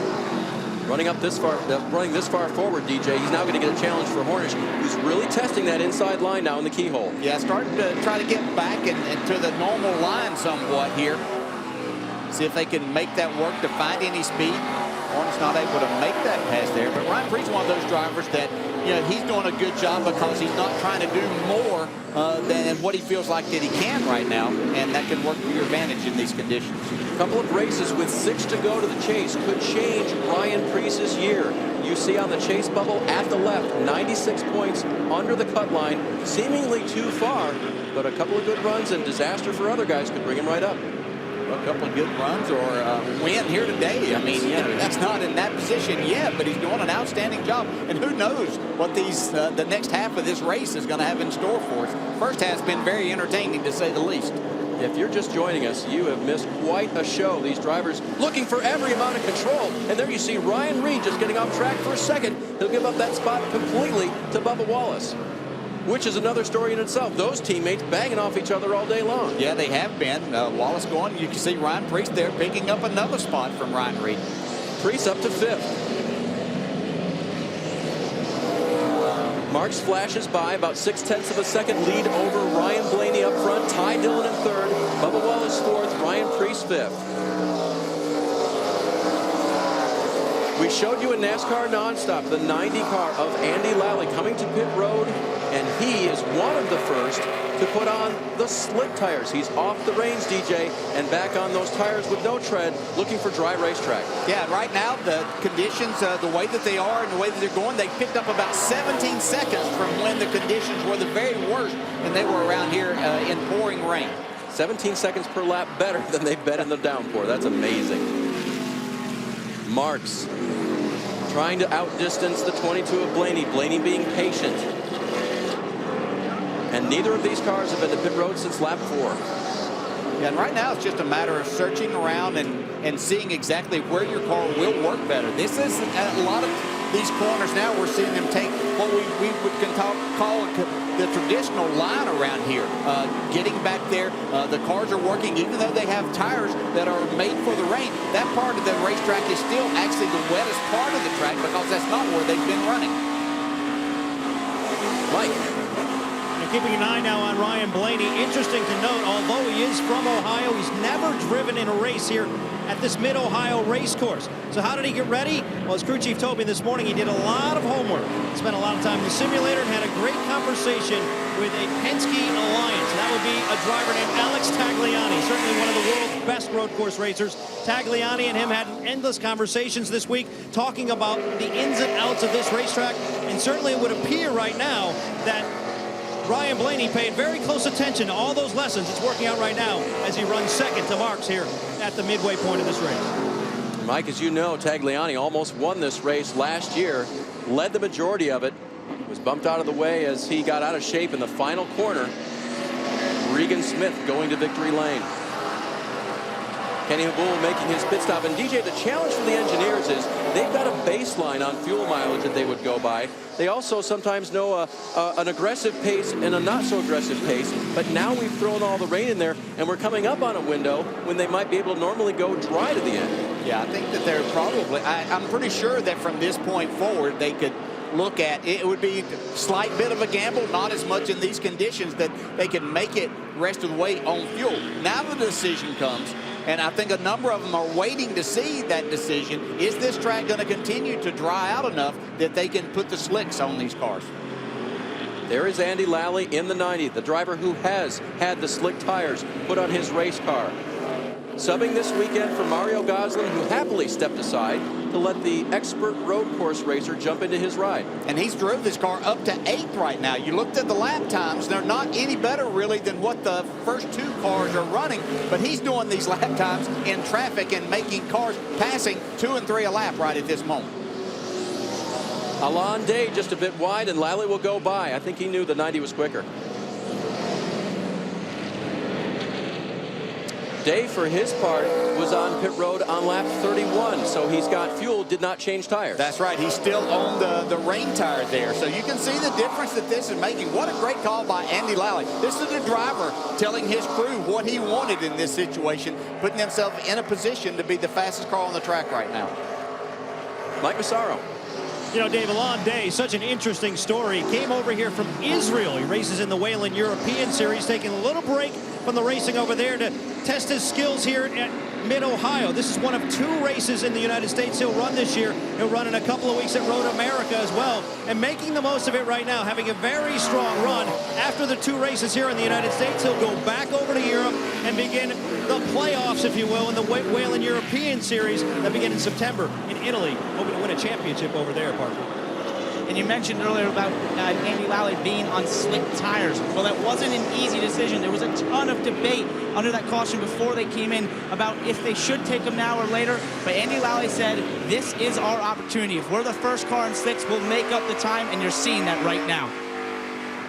You are so right, Parker, as he's going to get another spot right here, going around Sam Hornish. That is for 6th. Back to Alon Day. He's got a couple of wins in the Euro Series this year, and one of them was at Brands Hatch in the rain. So that's one of the reasons why this 24-year-old from Israel has been able to keep the 40 car on track all day long. Yeah, he's done a nice job. Been very smooth to see. Whoop, Andy Lally making another pass there. Bubba Wallace heading to pit road. I'm sure that's to get some fuel and put slicks on this, and Ty Dillon's also on pit road. Mike. Yeah, Bubba Wallace on pit road, and then we'll change tires. It's time to go back to the slicks. All the crew chiefs on pit road now monitoring the weather, feeling that the track is going to stay dry for quite a while, but they do anticipate more rain toward the end of this race, so this run on slicks may not be to the end of the life of the tire, but we'll have to wait and see. I can tell you, watching Andy Lally now that he's gotten out, he's about 2 seconds faster than the leader, Justin Marks right now. Mike? Alon Day on pit road now as well. Another one of the many drivers switching from the rain radials over to the slicks. Trying to get ready a 4-tire change there. No chassis adjustments, just trying to clear the grill and the ducting, making sure that car is clear of debris as possible, and he's away. We saw Ty Dillon on pit road as well. Ryan Ellis is making a stop now in the 25 car. And there is Lally, the man driving to the front on the slicks. 3rd place now, DJ. Yeah, my only concern with him now is how long will these tires last through this? I mean, he's going really, really hard, and does he have enough fuel from when they stopped and put this on? These other drivers that are putting these on now, I believe, can make it to the end, and the tires should hold up to that point. Lally last pitted on lap 33. Justin Marks has not been to pit road since lap 4. We'll go NASCAR nonstop so you won't miss a thing. Back with more from the Mid-Ohio Sports Car Course. This is Xfinity Series Racing. Hi. Today we're going to be comparing the roll-formed high-strength steel bed of the Chevy Silverado to the aluminum bed of this competitor's truck. Awesome. All right, let him drop.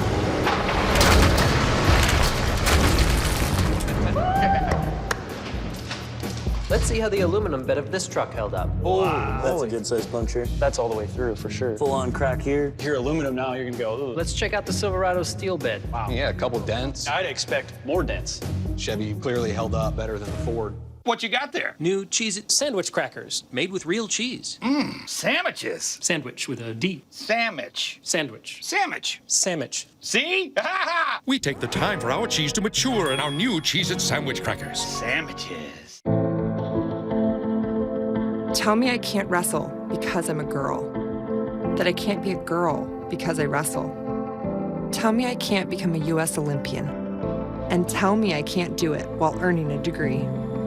Tell me I can't so I can show you I can. At DeVry University, the support we give Adeline is the same we give every one of our students working to achieve greatness. DeVry University, different on purpose. With bacon strips, bacon jam, and bacon crumbles, it's a bacon lover's fantasy. I know what you're thinking, but come on. It's called the Bacon 3-Way Burger. What'd you expect? The Bacon 3-Way Burger, only at Carl's Jr. and Hardee's. I was made in the shadows of greatness, shaped by the hands of legacy, forged in the fires of racing. I've been challenged, tested, and proven. Whether it's on that track or off, the truth is, what you're made of is what you're made to do. Hey kid, pal, friend, yo rook, newbie. Hey, you, number 20, number 3, 16. Ryan Reed, Chris Buescher will win the Xfinity Series. Here, no one's gonna know your name until you make them know it. Names are made here. The NASCAR Xfinity Series. What do the SVU ADAs have in common? There's a lot of them. But who's the smartest, toughest, drunkest? The Law & Order SVU Battle of the ADAs Marathon tomorrow at 1 on USA.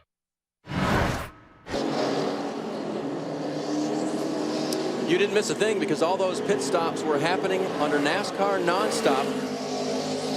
And you saw a lot of them came to pit road. And that car is now the leader, Andy Lally. Let's go to Mike Massaro for an update. Oh, it was a busy time down here on pit road, as you might imagine, Dave. Almost everyone pitting, switching over from the rain radios, which they've been on. It's interesting as they came off the car, steaming, so hot and moist, all the steam coming off those tires, but going over to the slicks because the racetrack is very dry right now. Among those pitting, Justin Marks. He led 32 laps, but now he's on slicks. He's very good in the rain. He's got a lot of experience in the rain, but it's going to be interesting to see if he can get back to the front under dry conditions. Dave? There he goes now. Justin will be, he'll recycle the scoring here this time by. And as Lally inherited the lead, Marks dropped only to second, DJ. Yeah, they did a nice job. He'd gotten to the point that his lap times had really picked up, so that benefited him. They made the pit stop at the right time. He's quite a ways back of Andy Lally. The 16 car of Reed, he runs 18th. And Alon Day was off track in the 40 car. Presumably just went back to the slicks as well. Oh, and gets a little bit of help from the 88 of Kenny Hamul. Kenny has now been to pit road and out again in the 88 car, but solid day gone just a little bit south there for Alon. Yeah, and he did nothing wrong there. You see Ty Dillon here. Battling for second. Yep. Going to take that outside line. Around turn 5, down the hill into 6th, and Ty will take over second. Yeah, that you know, he was on pit road a little bit sooner, so he has an idea of what his car's capable of doing right now with the slicks back on. This is the battle for third. Marks, Blaney, Wallace. All on slick tires and looking for room to run. Yeah, and all this happening 25 seconds or more behind the leader because Andy Lally of his stop early on. That's right. Actually under that caution and putting the slicks on. Here comes Marks. Trying to hold off Blaney in that strong Team Penske 22. And then Bubba Wallace. What a day it's been for him. Little conflict with his teammate, a couple of off-track excursions, did not give up, kept his head in the game, and is challenging for that 4th place spot. Yeah, he's had a good run here all day. He's managed, after getting off course a few times there, to still find himself in a great position here. Now, I've kind of watched the lap times too. Andy Lally looks like he's backed off a little bit. He had been running some lap times that a little quicker than what he's doing now. So could he be in that fuel saving mode and tire saving mode right now, hoping that this track stays dry and maybe goes green the rest of the way. Wallace off the curbing there, trying to go lower than Blaney was going. These drivers are good friends off the track. They are heated competitors on it.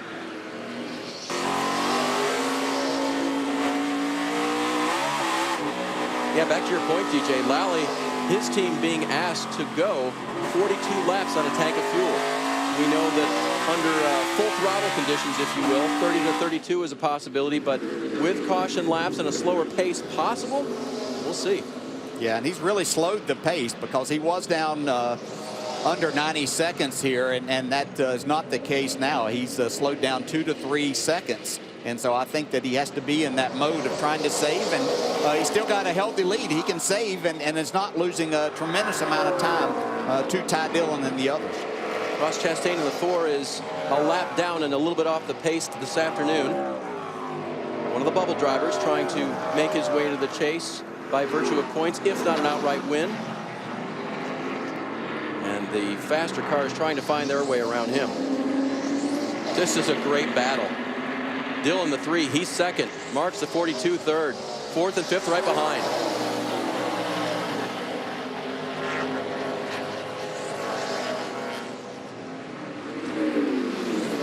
Marks taking a peek to the inside, showing Ty that he is there. Yeah, and you can see now that he's getting a little more comfortable, a little more racy now that he understands the grip level and what he has with the slicks back on. This is very much the varying elevation part of the Mid-Ohio Sports Car course. Just a little bit of a wiggle there from Blaney. He gathers it back up. A couple of bridges to cross under, a couple of nice vistas for people to see this racing. And then down through Thunder Valley. Here goes Ty Dillon around the lap car of Roger Roos, taking it back up through. What a range of mindsets that these drivers have had to encounter here today. As the rain started and came, the track became extremely slick, so they had to be able just to manage at that point in time. Parker. See your leader there, Andy Lally, just taking fuel only. Why? They were maybe debating to do left sides, have a quicker stop, but then they wanted to put 4 slicks on. They couldn't get them glued up in time. They felt the crossover point to get on pit road right now and get the fuel they needed was now, so they pitted fuel only for Andy Lally. So there is the answer on fuel. They were not going to make it to the end. Here's Ryan Blaney trying to take what is now that second spot away. This becomes the heated battle for the lead up here as these two drivers battle right behind our leader, Ty Dillon. Not wanting to give it up. A little contact coming out of the keyhole. Through the kink now and down to turn 4. Heavy braking section coming up. The 6 of Wallace looking to see what will happen with these two. And Wallace is going to try to take advantage to the inside as well, but the next corner may belong to Marks. And then the preferred line goes back to Wallace, and he's going to pass. Yeah, very aggressive here today with a good race car, doing an excellent job. So there is your leader, the 3 of Ty Dillon, accepting the lead after Andy Lally went to pit road for fuel. And now Ty, who hasn't won in a couple of years, DJ, is looking at the possibility of locking himself into the chase with a win. Yeah, I would certainly love to be able to do that here today. Ryan Blaney has other ideas. We see these top 4, and I'll just point it out right now that sitting in 5th is the car that's been the fastest all weekend of the driver. Sam Hornish is only 2 seconds back. And in the conditions in which he was so fast, dry racetrack, slick tires. Blaney all over the back end of Ty Dillon. Protective line run by Dillon. Now he moves to the outside. Blaney down to the inside. Outbraking Ty Dillon. Ryan Blaney to the lead. What a power move by Blaney down into the second corner.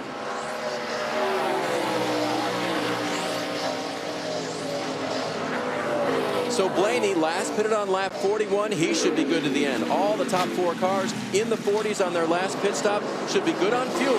Now it's up to the handling of their race cars and what they've got left of those Goodyear Eagles.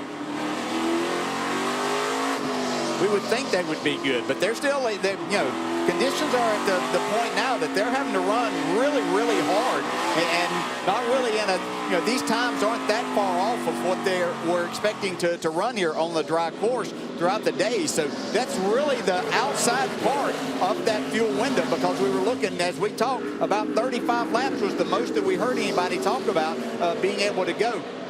Timmy Hill in harm's way in the 70 car. This is going to make the lead suspect. They bracket him, and Blaney is going to hang on to that lead. Here comes Wallace. Wow, what great racing by these drivers.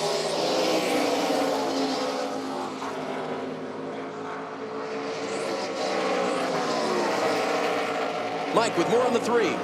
Well, I'm just trying to catch my breath from watching that amazing racing myself. But Ty Dillon certainly pushing the pace as he's been told to do by his crew chief. As you alluded to, they're right on the edge of that fuel window, so trying to push Blaney as hard as he can, forcing him to use as much fuel as possible and pick up the pace. Ty Dillon knows he's got a very good race car, and as you just saw there, it feels like maybe he can get by him as well. Yeah, great update, Mike. These 4 cars run up front. About 4 seconds behind them, though, the man that DJ was talking about, there is Sam Hornish, and closing in. That 2 cars quick. Big quick. He got off just a little bit back about a lap and a half ago. That hurt his progress just a little bit. But seems to be headed back in the right direction. Wants to become a part of this mix at the end. Certainly a caution would draw him right up to the front. Sam last pitted on lap 41. Looked like Bubba Wallace had a nice run there again, but Ty Dillon able to hold him at bay for the time being. These 2 drivers definitely in the run for the Xfinity Series Championship this year. The leader, Blaney, he is not involved, and Wallace roughing up the right rear quarter panel of the 3 car. Lets him go now.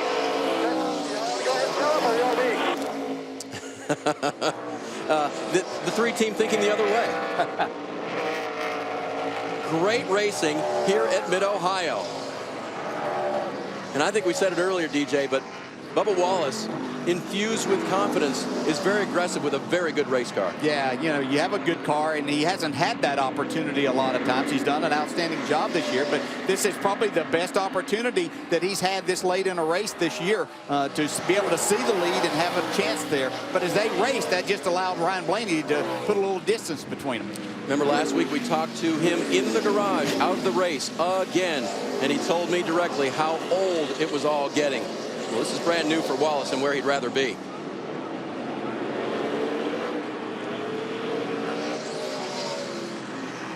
Rhythm section of this race course. We rode on board earlier, drivers not making shifts through here.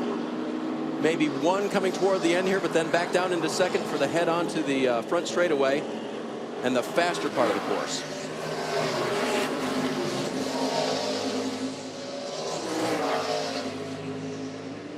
And now caution is out for debris on the racetrack.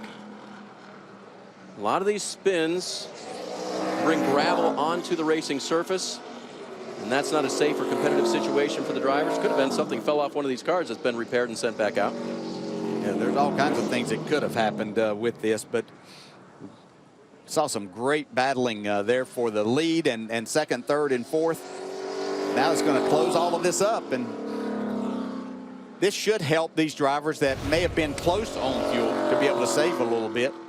You see it to the left of the drivers here as we look at it. Drivers left too. Yep, if it's on the track here, it's possibly in the groove. That's what they threw the caution for there.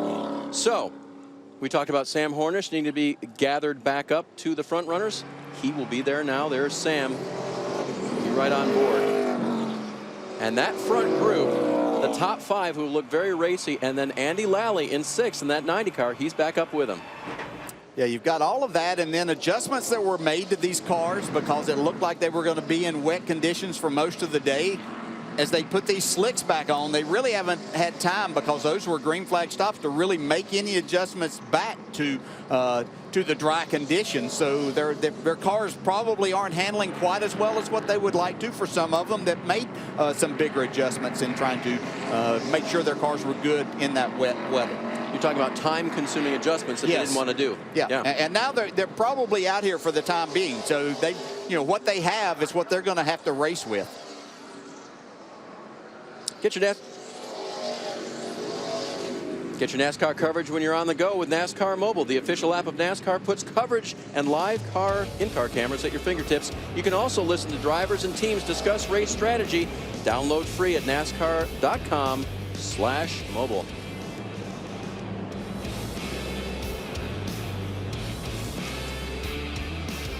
So during the Rio Olympics, you'll be able to catch NASCAR on August 19th, the Xfinity Series race from Bristol. That'll be on USA. And then the next night, the night race at Bristol, the Cup Series on NBCSN. You know where to find us for the Bristol race weekend.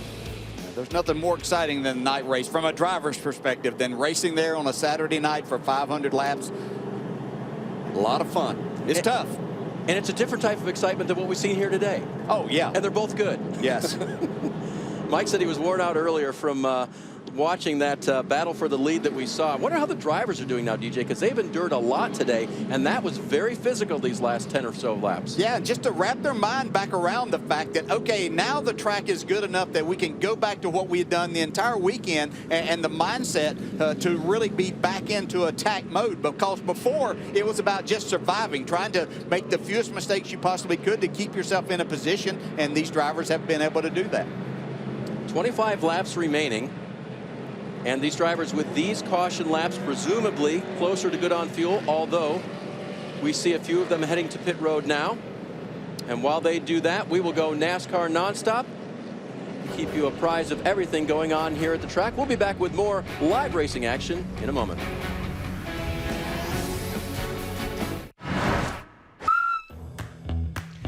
Hey, America, meet Jimmy.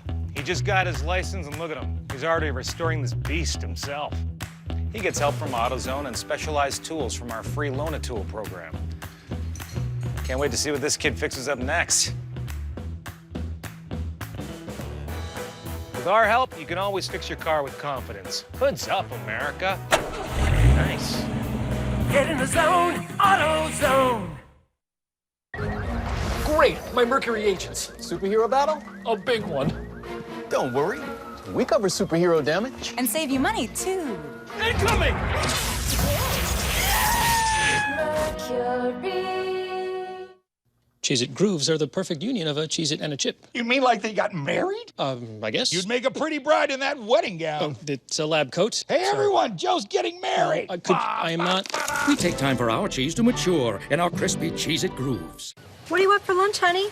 Can I have some KFC original recipe? Excellent choice. But might I suggest something a little extra crispy? My extra crispy $5 fill-up is freshly double-breaded by hand. It's a tasty real meal for just $5. Am I an extra crispy boy? Sure, kid. KFC. It's extra crispy good. Wanna race? Ready, set, go.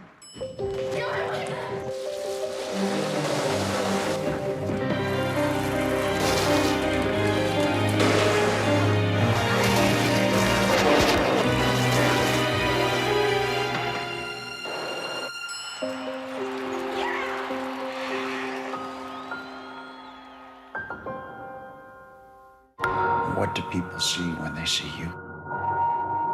They see me.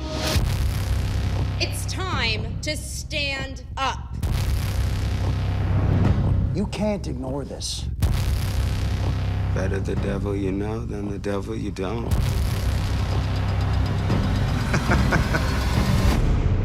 I will not be owned. Mr. Robot, Wednesdays at 10, and catch up anytime, on demand and online.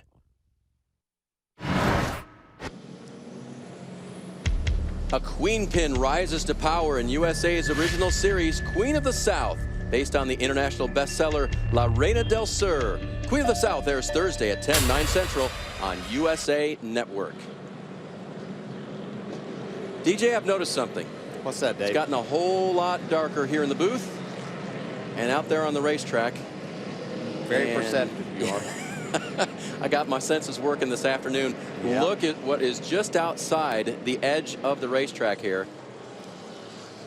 And Mike, what happens if that hits us? Well, that's a great question, Dave, and I know the crew chiefs are looking at all the radar as well. What are you expecting? Nick Harrison, the crew chief for Ty Dillon, I know you've been monitoring it as you plotted out your strategy. You know, we kind of just took our time and really played it safe in the rain earlier on, and Ty's did a great job just making sure we got a race car here at the end. There's been a lot of guys running off the track and doing you know, a lot of mistakes, so we've gained a lot of positions on account of that, and we were the first ones to get our slick tires on, made up some time on the track, but I believe it's going to rain, and I don't really have to look at a radar. I can smell it coming, so I think we're going to get some rain, so I definitely feel we're going to go through another cycle there. As you watch and as you plot out your strategy, what's it been like for you watching your driver having to make his way all the way from the back of the field, sometimes under rainy conditions, to get to the front?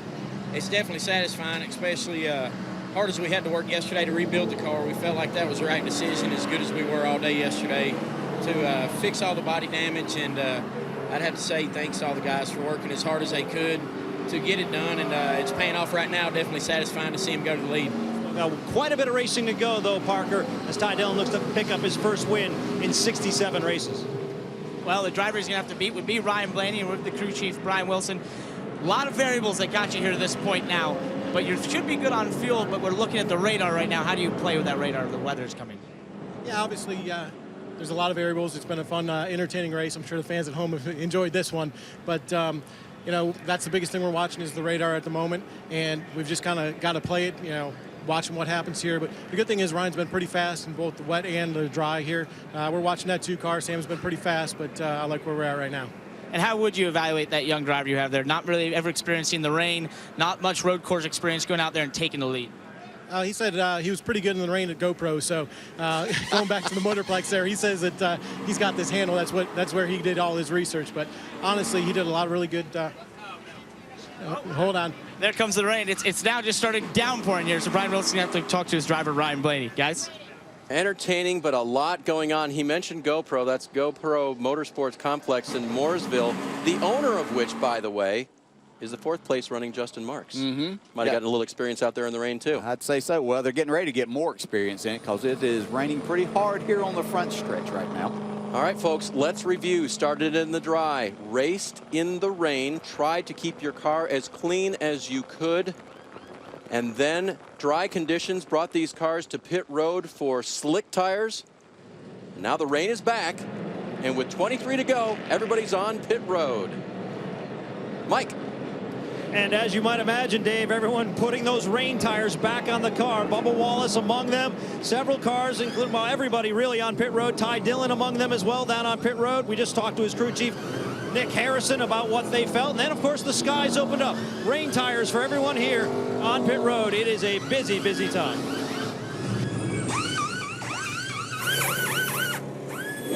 See the action going on there while we were looking at the pit stops.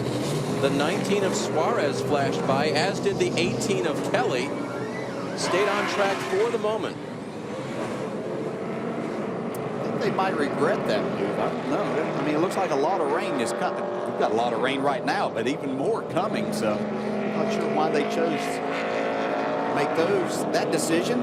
We'll see how that works. And we saw, DJ, right after it rained last time, cars on rain tires had trouble just keeping it on the track under warm-up laps. You look at Alon Day there getting a feel for the grip. Yeah, and Suarez might be in a situation, well, no, with his teammate staying. I was going to say he might be in a situation to where he would have taken a wave around there.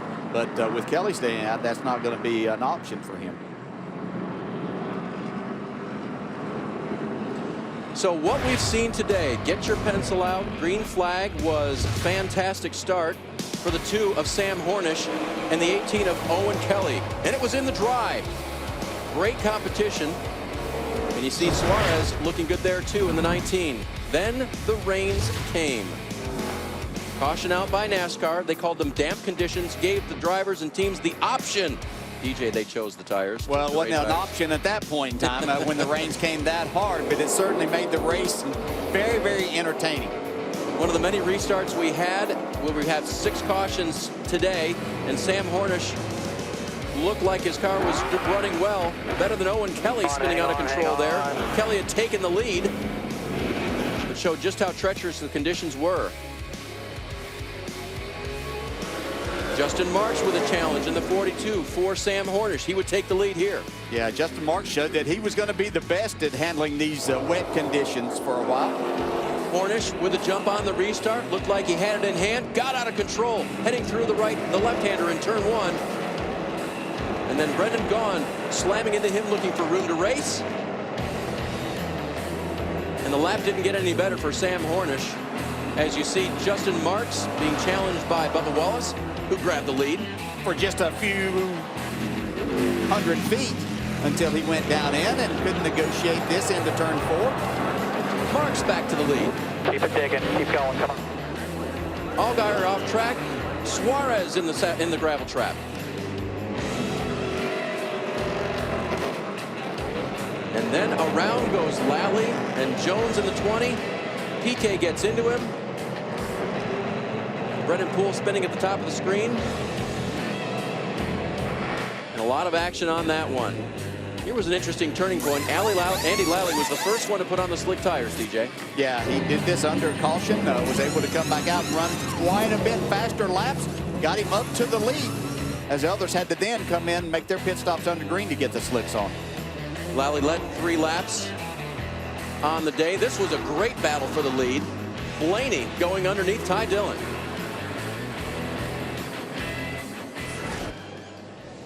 So that brings us here, where the 18 car of Owen Kelly, having last pitted on lap 43, stayed out.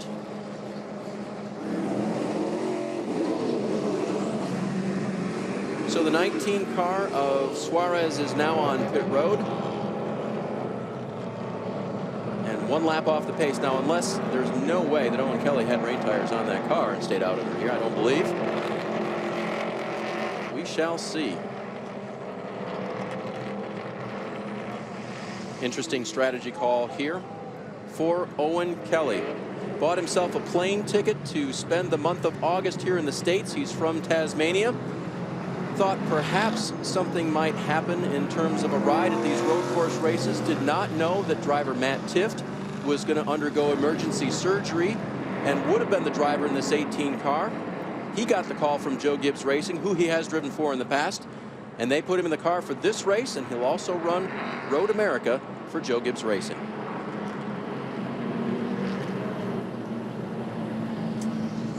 Whether or not he wins here today is yet to be determined. Let's take a look at today's Toyota driver update. As you ride on board with Eric Jones, you see he's running 10th. I've already spoken about Kelly running first. And a solid run today for J.J. Yaley. A little damage on that 44 car, DJ, I noticed, but he's kept it up front. Yeah, especially when it rained, he did a nice job. He had himself really up inside the top 10 for most of that time that we had really wet track conditions. Eric Jones there in that 10th spot. We talked about him getting in that accident, but has been able to bounce back. If ever a name was appropriate for a race, the Mid-Ohio Challenge fits that, because it has been all that and more for these drivers and teams of the Xfinity Series. And we're glad you have joined us for today's action. What you seeing, DJ? I'm just seeing how wet the racetrack is now over in certain parts of the track. We're getting still some rain here on the front straightaway, but other parts are getting a lot more. So going to have the rain tires right now for sure if you're going to go anywhere. We're on the edge of a system where we're not going to get, doesn't look like we're going to get slugged by it completely, but it's definitely catching us with some wetness right now. Mike? Well, Dave, it's interesting. You look at Justin Marks and you see what he's done today. He's led 32 laps. The first 32 laps of his career led in the Xfinity Series. All really been on the rain tires. And that's not a surprise when you consider his background, Grand Am racing as well. 2001, he actually made his Rolex debut in the rain. So he understands this rain concept, does very well at it. So when they went to slicks, it was kind of curious to see whether he'd be able to hold this position on the racetrack. He did hold it, and now it's raining again. This may just play right into his hands, because he obviously wants to see it rain. Dave? You got that right, Mike. And coming to the green with 20 laps to go. And you see Owen Kelly is now peeling off in the 18 car. He's going to give up that spot. That puts Justin Marks to the inside. And Ryan Blaney will be the race leader as we go back to green here at Mid-Ohio.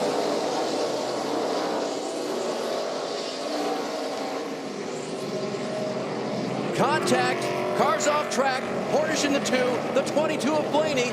And Marks got away free. See Ryan Reed, I believe that is spinning. Rain tires going on the 18 on your left. But up front, Justin Marks has survived that restart. And now we see Tim Cowan in the 13 has had heavy contact. Conditions back to very, very slick and very, very treacherous. You see Hornish stuck back in this group here in the 2 car, trying to find a way around. There's Elliott Sadler in the 1 as well. Sadler scored 13th.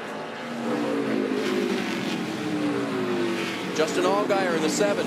Looks like a whole race car so far, and caution is out again here at Mid-Ohio.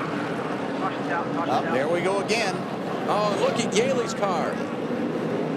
Big damage for JJ. A lot of contact. Pool around in the 48.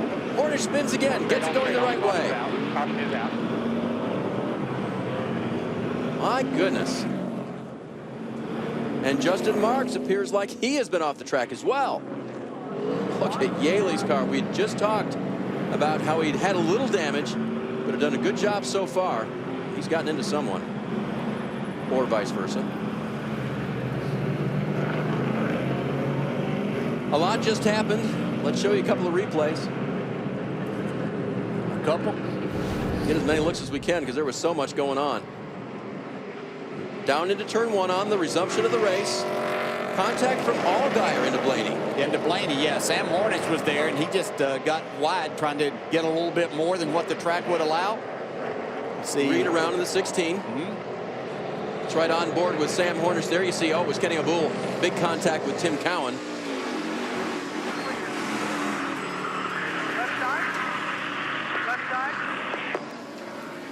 See Alon Day going by there in the 40. They're straight. No contact for Hornish there. Look at that view. They're a lot wide there, DJ. Yes, extremely. But that's, you know, these restarts, that turn 1 has been an exciting part, and one of these drivers haven't figured out. And it looked like Justin Marks had just gotten himself out clear of everything. Bubba Wallace doing a nice job on the restart to be in second place at that time. Little contact through here. Coming through the kink and down to turn 4. Believe that's where Marks got himself in trouble. Might have heard in the background the squealing tires. And somewhere out of the picture, there's Marks. Yep. Now at the top of your screen. See, Yaley had contact. Ryan Preece got in the gravel. On board again with Hornish. Real easy here. Just watch him here. And there's Caution's Yaley. out, caution's out. Back in line, Hale. Keep coming. That's where Yaley crunched into Preece. And that is how Sam got around with contact from Brennan Poole. Straight on, straight on, straight on, straight on. Caution's out. Caution is out. Nice and smooth here. You'll go behind.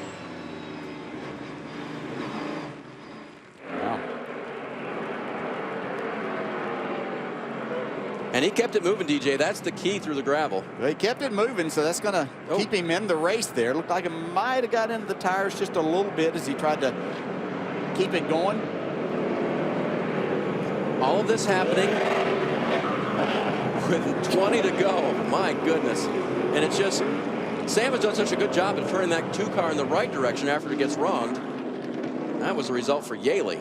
Yeah, he just had way too much speed for everything that was happening in front of him, and as he tried to slow down, wasn't able to do that before a lot of damage. I can tell you that Kenny Abul over around turn 5, there he is. He'd gotten mixed up in that turn 1 incident on the restart. And Kenny, one of many drivers in that 88 car this year. Kenny taking it to the road courses for Junior Motorsports. 26 caution laps run today.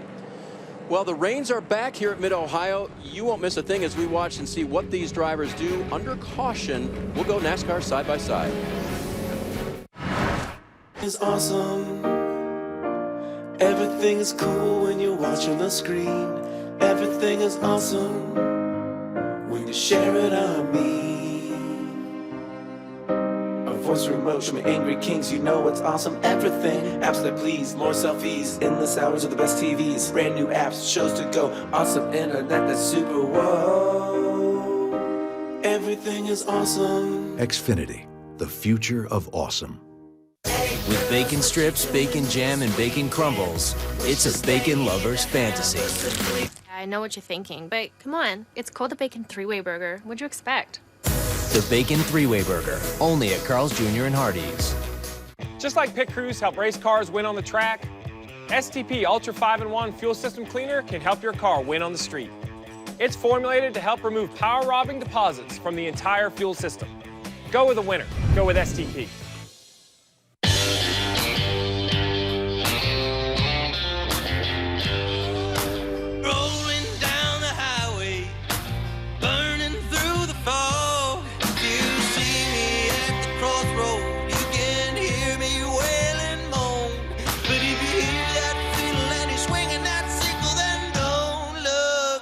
Not just anyone could be a race car driver like Casey Mears, but anyone could save money on car insurance with Geico. Geico. See how much you could save. The Ford Freedom sales event is on. Our biggest event of the year just got better. Announcing 0 for 72 across the entire lineup of Ford cars, trucks, and SUVs. Plus, tag vehicles now get 1,000 smart bonus. That's freedom from interest and freedom to choose with Ford, America's best-selling brand. Now get 0% financing for 72 months across the entire Ford lineup. Plus, specially tagged vehicles get 1,000 smart bonus. This may not look like your average trucker, and this, your average truck. But deep down, we're truck guys just like you. We know our way around a toolbox. We soup them up, trick them out, and occasionally take them off-road. We're not afraid to mix it up, because winning is our passion.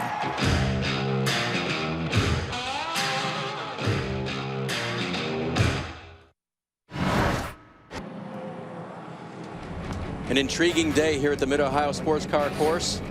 Glad you've joined us. You have seen non-stop action. And you see the 88 of Kenny Habul on the tow truck right there, as he's had hard contact on the track. And that is an oil slick on a wet track, DJ, believe left by the 44 of J.J. Yaley. How do we clean that up? Well, they got a special truck that's going to go out here. It's not like you can put Speedy Dry down now, as we would do if this were a dry track. And so you've heard oil and water don't mix, and they really don't mix right here in this shape. But they do have a truck that will try to vacuum that oil spill up. You can't put on the Speedy Dry because it would turn to mud. Not an option for NASCAR here. We might as well. They've been out in the mud. What's it going to hurt? What difference would it make? Now, it's been fun. It has really been fun because it is such a challenge for these drivers here today. And when you look at how they're running right now, the top two drivers have not won this year. They would love a chase berth with a win. Ty Dillon has not won in 2 years. He the same direction. Ryan Sieg is in 7th right now. He, with a win, would put himself in the chase. And then you've got the spoilers in there, DJ. Lally, Justin Marks, Sam Hornish Jr., who don't have a spot for the championship, but have good race cars. They do. And the one driver that we thought had handled these wet conditions the best was Justin Marks, but he took off and had a little off-road excursion there a few minutes ago. We see Ryan Sieg there. Even if Sieg doesn't go on, and he may not win at this, but he's had a good points, solid points day, and that's something that he really needed to keep himself inside this top 12. Let's go to Mike Massaro. And one of the teams in contention for this victory is the 7 team. Jason Burdett, the crew chief for Justin Allgaier. Rain tires, slick tires. You're going to be on rain tires, it would seem like, now for the duration. How's the car on rain tires? Well, I think it's about the same for everybody. You know, it's really, really slick out there, and it might be even a little worse now that we've got a rubber outside of the groove from when we were running on dries outside of the groove. So we got rubber kind of all the way across the whole racetrack. So it's going to be interesting. You know, I think Bubba and Justin have both done a good job to be up front right now. So we'll just see. We'll try to keep it on the track, try to get to the end, see what happens. What are you expecting here with the conditions you have in front of you? Well, it's going to be really, really slick and really hard to see. So I think, you know, where we're at right now is probably, other than the leader, probably the best place to be, because at least he'll be able to get out of line a little bit and maybe have some vision to see the next corner, you know. The guys that are 10th on back or 5th on back even are going to have a really hard time with the spray coming off the front cars, even seeing where they're going. So right now it's a good thing to be up front. We got about 17 to go, you know, so we'll just see how it all plays out. Seeing is the operative word. Visibility, a very big factor here, Parker. Yeah, and well, he mentioned the leader would be the best place to be, and that's Darrell Wallace Jr., and I'm with his crew chief, Seth Barber. So many things have gone on here between wet and dry, but you guys have consistently found a way to be up front. How have you done? Yeah, you nailed it there. This race has been crazy. You know, we've run in the rain before in the years past, but never like this, you know, back and forth, dry to the wet. And to me, it's just all on the driver. You know, like you said, he's been in the front in the dry, he's been in the front in the wet, and he's done a great job all day. You mentioned so much is about the driver, but have you been able to do things car-wise and strategy-wise that you've kept him up to date about that have helped him be up there even before this race started? You know, really, obviously, the biggest thing strategy-wise is just keeping an eye on the radar and trying to predict when to put dries on. You know, the only time we put it under green was when we put dries on, and, you know, that helped us to stay up towards the front. So, you know, strategy has really just been watching the radar and trying to predict it, and that's been pretty tough. it's been a very unpredictable day for Seth Barber down here in the 6th pit.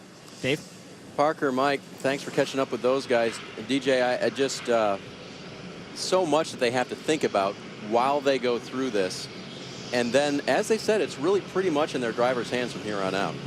Yeah, and you know, the road courses are in the driver's hand a lot to begin with, but these conditions have been extreme today. And we'll see who in these last 15 laps or so is going to be able to handle that situation the best. You know, it's great to be the leader. That's obviously the clear spot that you can be in, but it's also the most challenging spot because how much do you attack? You've got it right there in your sights, but all it takes is that trying to be a little too aggressive in one spot, and the next thing you know, you're off the course. And we've seen most of the drivers that are here today be off at some point in time. Everybody in the top 10 has either spun or gone off. So even if you're good, you have to be extremely careful.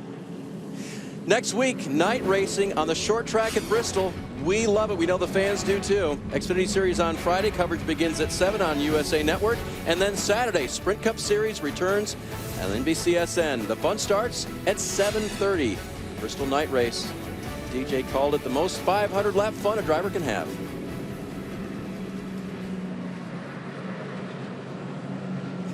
And then he said nothing. Yes. So Mike is caught up with Mike Shiplett, I believe. Yes, Dave, caught up with Mike Shiplett, and we've talked a little bit about your driver and his expertise in rainy conditions. He's got quite a history there. So do these rainy conditions here in the closing laps play into your hands? Yeah, it's real good. The Katera Chevrolet's been running real good all day in the rain. Might have been some little bit of extra water or oil or something down there in turn 5, but luckily we went off track there, got through the gravel trap. We're sitting P6. We should be able to get back up there in 4 or 5 laps and get back in the lead. We've documented the laps that Justin's led today, the most laps he's ever led. In fact, he'd never led a lap in this series before today. So put it in perspective, how big is this for him and this team right now? Well, it's a big day for the whole 42 team. I mean, everybody prepares these cars back at the shop, building them. It's a total team effort, and everybody's just giving 100% to give Justin the best finish he can. And Justin's doing his own part right now, Dave, holding it inside the top 10, but you know he wants a little bit more than what he's already got. Now, Mike, the next restart will be very, very interesting. Yeah, I think, you know, something that Jason Burdett brought up in his interview there a few minutes ago was something that Parker and myself had talked about. As the track started drying out and they were still running in the area with the rain tires on earlier, well, that put rubber down and then things that have happened. So now where we talk about them trying to find grip, the whole track is going to be basically slick. So now it's more in the driver's hands than even ever before to try to be good with the throttle and easy on the brakes too in what you're trying to do. So managing that type situation, we're going to see who's the best at that. And Darrell Wallace has done a great job all day long. He's the man that's going to be in control out front and able to get it done. But I'm sure that he's going to have to battle Justin Marks, the other driver that we've seen be very good in this condition. DJ, let's go back to the restart on lap 32. See what happened to Eric Jones here, that yellow car to the right. As he dives in, gets out of control. Yeah, he lost the front end there. He tried to be a little too aggressive, got into Andy Lally there, and then as he spun around, he got hit pretty hard in the 98. Rear. Yep. So it looked like a ton of damage. They were able to make a lot of repairs to his car. They had plenty of time under the caution to do that. His crew took the time to make those repairs, and here he sits in 5th spot now. And Parker? I'm actually with the crew chief, Chris Gabehart, right now. You're up to 5th place, a great recovery, but before this race, you told me we're going to wing it like everyone else. How was this part of the plan of winging it? How could you possibly make a plan, right? There's been dry racing, wet racing, dry racing, and wet racing. So luckily, we've kept our DeWalt FlexVolt Camry waterproof. It's still running. That's a large part of the battle. Eric's done a great job doing something he's never done before. So we're having a fun time, man. It's cool. And something that you'll definitely be able to talk about for a long time to come. And actually, it just started raining a lot harder. Both of you and I had our eyes get very wide. I have to imagine the same is going on for Eric. But you mentioned before this, you guys have struggled at road courses, not even having the rain as a factor. Just talk about that young driver and what he's been able to accomplish today in that race car. Well, I mean, it's just something he's never done before, you know, and a lot of people forget he's 20 and young, and he's coming across a lot of firsts in his career, and certainly road course racing with these big heavy stock cars is one of them, as you can attest to. You've lived it. So then on top of that, you throw rain on it, and it's definitely a first for him. But he's doing a great job. You know, we got nothing to lose. We're going to try to win the race. Big learning experience for this whole number 20 team. Mike? And Parker, Andrew Dickinson is making his crew chief debut with the 2 team, and it's going pretty well. Sam Hornish has been inside the top 10, well, he is right now, but it's been kind of an up and down day, I would say. How would you describe it? Exactly like that. The Ream Chevy's been good, but we've had a little bit of bad luck, but Sam's done a great job trying to fight back. 16 laps to go. Got a heck of a shoe behind the wheel. Can he get to the front? As long as we stay on the racetrack, we'll be just fine. Staying on the racetrack, guys, as you know, though, a lot easier sometimes said than done, especially in these conditions. Mike, the bullet points are simple at this point, and they include staying on the racetrack. But the one thing I was thinking through that was back to your comments, DJ, about being careful and doing what you need to do. It's the other guy. The other guy's going for your spot. They get out of control and take you out, and you can't control that. No, you can't control that. So what you are concerned about here is doing your job, and right now focusing and staying focused on what you have to do and understanding where you need to be. But that's the one thing, is I'm not sure these drivers really know what part of the track is going to be the best part to be on. So a lot of experimenting going in these next 15. You know, Sunday Night Football is coming up soon on NBC, and these gentlemen right here are doing their own preview of that. I've got a pretty good game going on right here. I see a size differential for one player. Little man over there on the right, he's got to be careful. Watch out now. I see him as a wide receiver. There he goes. He's got this. Oh, nice pass. A lefty. You and I saw the same thing. How about that? I think that odd rotation on the ball. I think that's what happened with my quarterback grid. Receivers couldn't catch the passes. You never played Mid-Ohio? When they were going end over end, that made it more difficult, I guess. You never played Mid-Ohio. That was your problem. He's going. He could go all the way. And they're going for the ball. The shorts. Touchdown. Good news. This year, you and the family are making it to Galactic World without a hitch. Because when your check engine light came on, you went to AutoZone and checked it out for free. And our Fix Finder helped you figure out what was wrong so you can fix it quick. Now this sweet ride is ready for the journey to the promised land. You know, the land with $9 sodas and 3-hour lines you promised to take your kids to. With our help, you can always fix your car with confidence. Hoods up, America. Get in the zone, AutoZone. What do you want for lunch, honey? Can I have some KFC original recipe? Excellent choice. But might I suggest something a little extra crispy?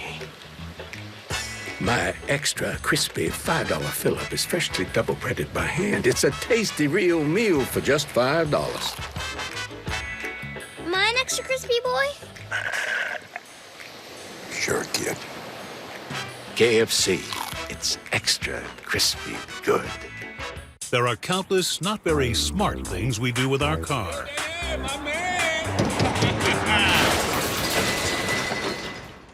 But with TireRack.com, at least you know you got your tires right.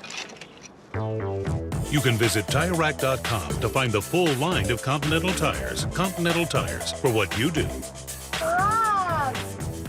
Want to go for a bike ride?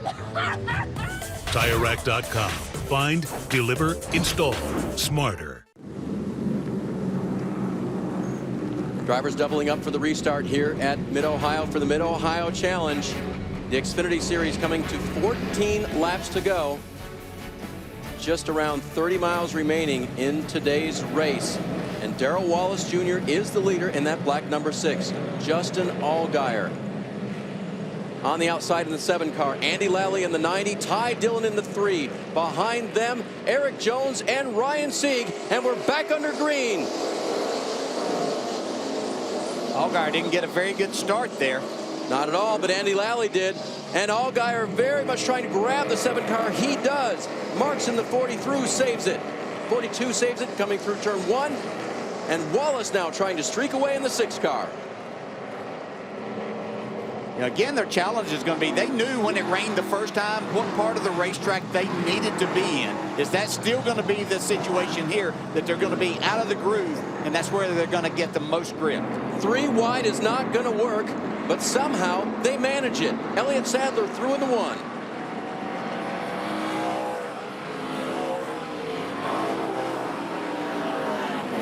Fastest part of the track right now, down to turn number 4. Yeah, but a very dangerous part of the track as you try to attack this. Lally getting a little bit of a challenge from Ty Dillon. He backs off. Eric Jones and Sam Hornish side by side through 4. Now one of the trickiest parts of the track all day long. Been very slick right there coming down the hill. You see a 4-wheel drift from Marks in the 42. Now Dillon made a good pass. Oh, both the front cars are off the track. Leader Wallace is off. Allgaier is off as well. Back on track. Here comes Ty Dillon. And Allgaier, he spins it. No, he saves it. Everything he could do to maintain control, but he'll lose a lot of positions. Alon Day checking up. Emergency move for him, and he makes it. My goodness. There is Alley coming through in the 90. 42 of Marks chasing. Ryan Blaney is off in the 22. Probably goes without saying, but the biggest thing to do to possibly win in this race is just staying on the asphalt for these last 14 laps. Drivers often talk about racing the racetrack. Well, this is certainly one of those situations. With rainy conditions, they have on Goodyear wet weather tires, but it's still very treacherous. Yeah, I'm watching and listening to these drivers just trying to go down the front straightaway here. They can't even get in the gas going straight. Justin Marks challenging for 3rd. He'll move to our right. And off the track in the back, that's Alon Day collecting it. We'll see if Marks can make this pass coming to the keyhole. Does he have grip up there? He does. He gets through.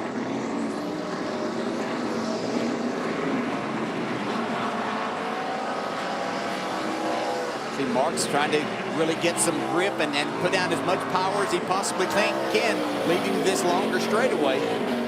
The key is going to be don't attack too hard into the corner. Let your car roll as much as you possibly can. And again, keeping it on the asphalt is going to be key.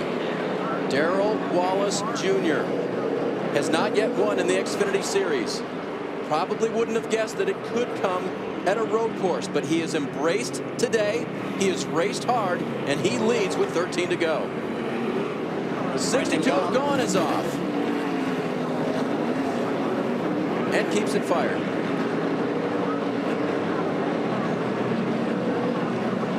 There you see the leader on the right. There is Wallace. And Brendan on the left there, hoping for a much better day than what he has got. Came in so optimistic that if it would rain, he would have the upper hand, and unfortunately it's bit him.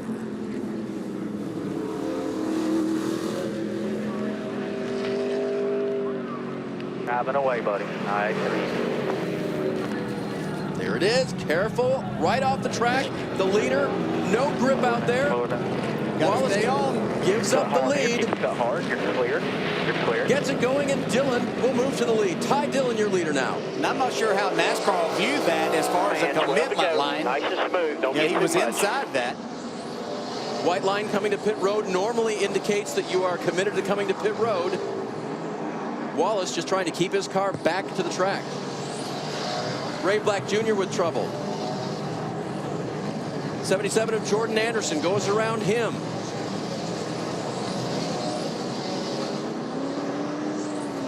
And Black gets the 07 fired and back on the black. This is the battle for the lead. Ty Dillon now has it in the 3. Marks in 2nd, and the 6 of Wallace trying to come back. Yeah, right here is Ty Dillon got in. Look out the front. This isn't about worrying about what's happening behind you, who's coming after you. Do whatever you can do to keep your car going straight here. Keep it, again, on the asphalt. That's the one thing trying to attack this too much right now. We've seen that what it's done to these other drivers that have the lead, have had the lead. And Wallace off the track again in turn 4. He finds the beach, but he keeps it going.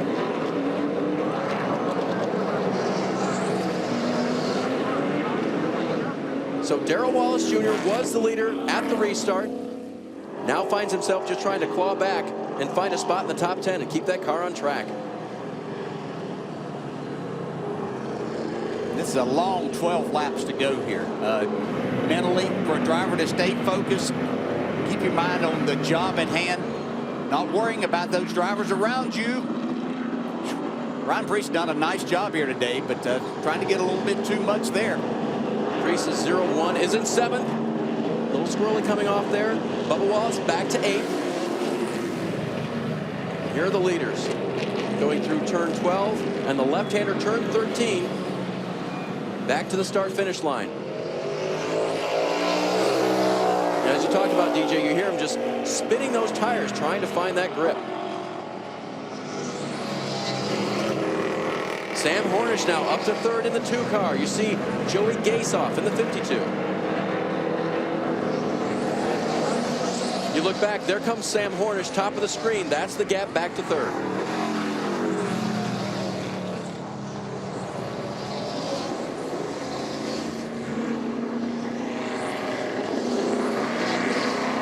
So we talked about it earlier, going way wide of the apex there, trying to find where the grip in the track is.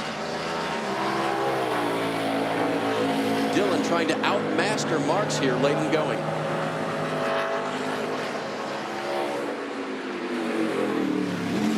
It's been such a choice of words here, drought for Ty Dillon since he won his only Xfinity Series race at Indianapolis Motor Speedway. 67 races since then. He has watched others go to victory lane. Could it be his turn here today?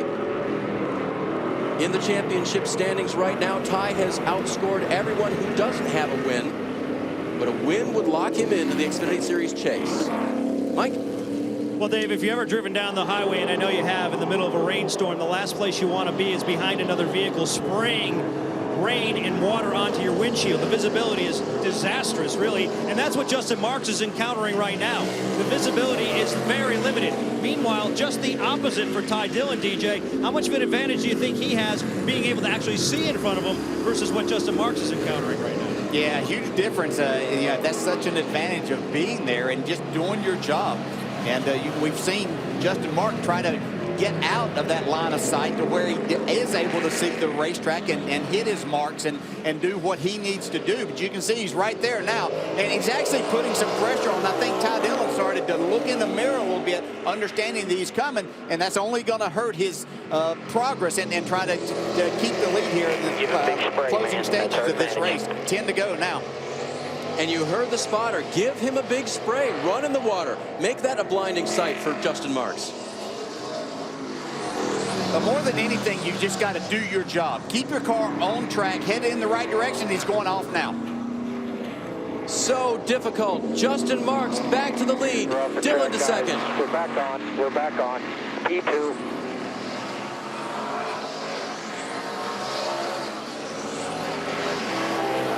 It's so hard to focus on a road course, DJ, when the car is completely under you.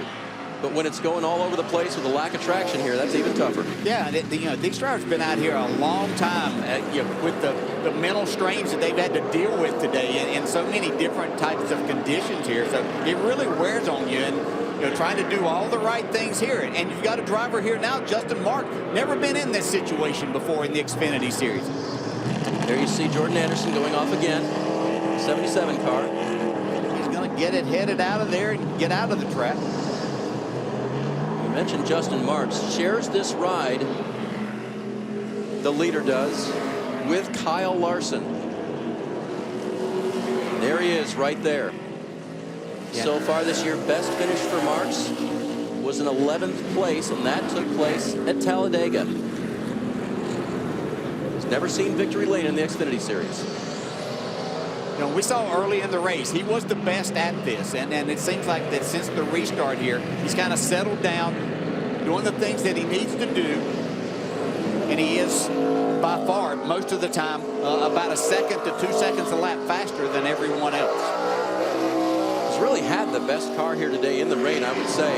Combination driver skill and setup. Yeah, I'm going to give this. This is a time, and they did a great job preparing this race car, but this is all about the driver understanding what he can and can't do.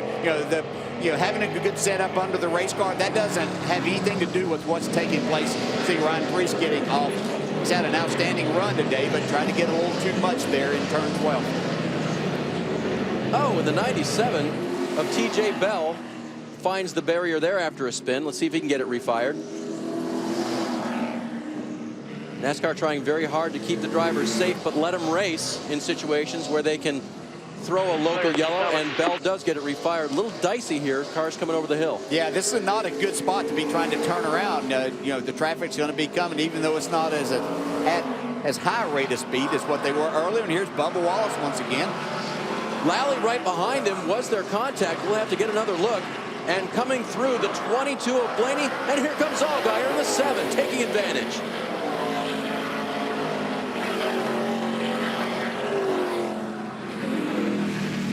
Justin Allgaier powers through in that 7 car. Saw the seas parting and took advantage of that situation. A long day off the pace in the 40. He's had some contact in the left front there. It could have been at any time.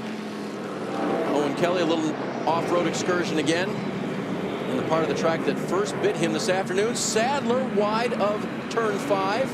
You know, Kelly had worked himself back up inside the top 10 before he got off track there. And Sadler was running 11th. And Allgaier left sides off into the grass. That's dangerous. Here comes Blaney.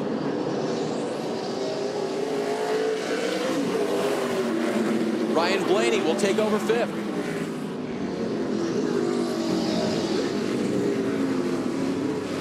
Justin Marks lead at the front, now 8 seconds over Ty Dillon, the accomplished road racer, trying to keep it on the track and out front. Yeah, that last lap, he was 4.5 seconds faster than second place Ty Dillon. Blaney off and back on. Ryan Reed around. Bubba Wallace trying to avoid him, gets off the track as well.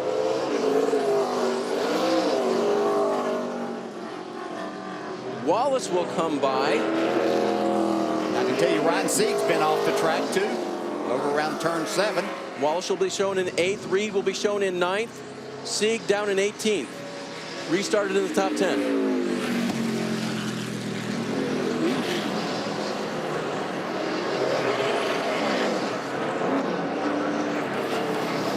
Ray Black Jr. way too much speed going down into 4. He's in the gravel again.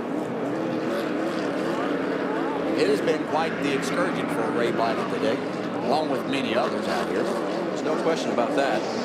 And there is Ryan Sieg, the 39 car, who does not need a disastrous day based on where he is in the championship, trying so hard as a small team to make their way into the chase. And Ray Black has continuing problems. I don't know if he can see, DJ.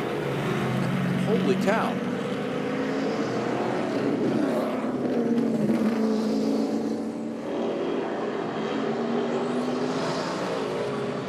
Meanwhile, Marks keeping that 8-second gap over Ty Dillon, this time by 7 laps to go.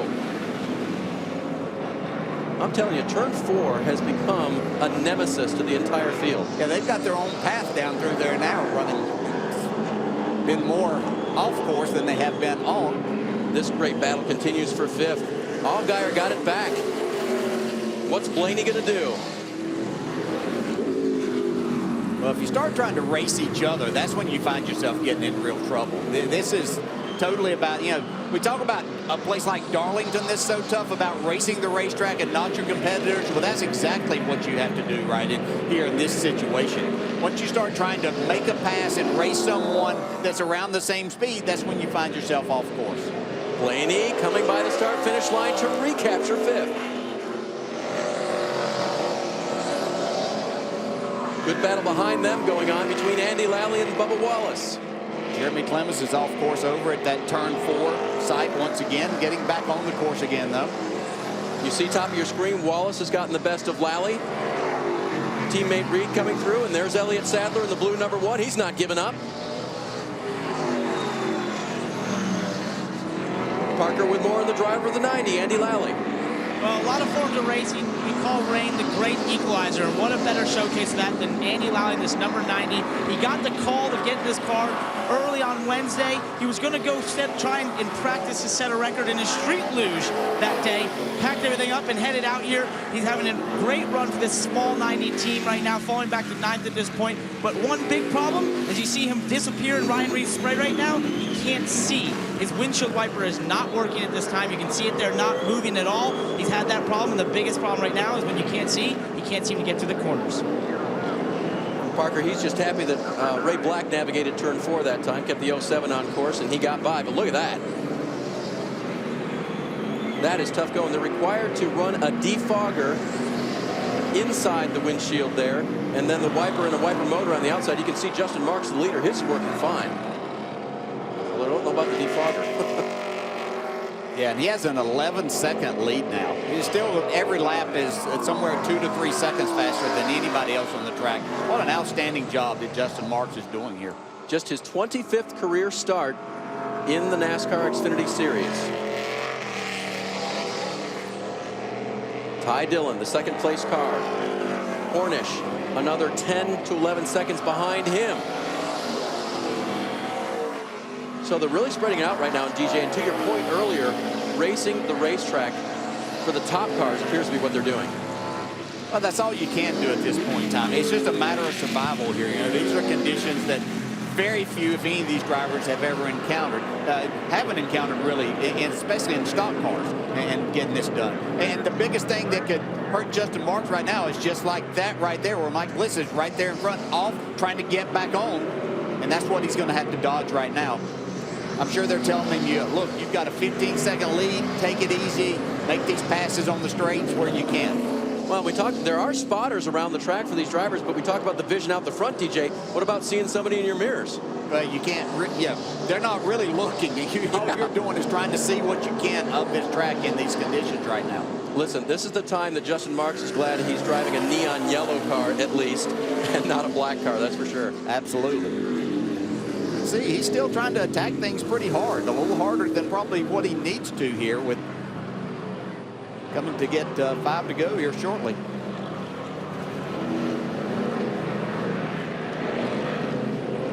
Here comes Justin Marks.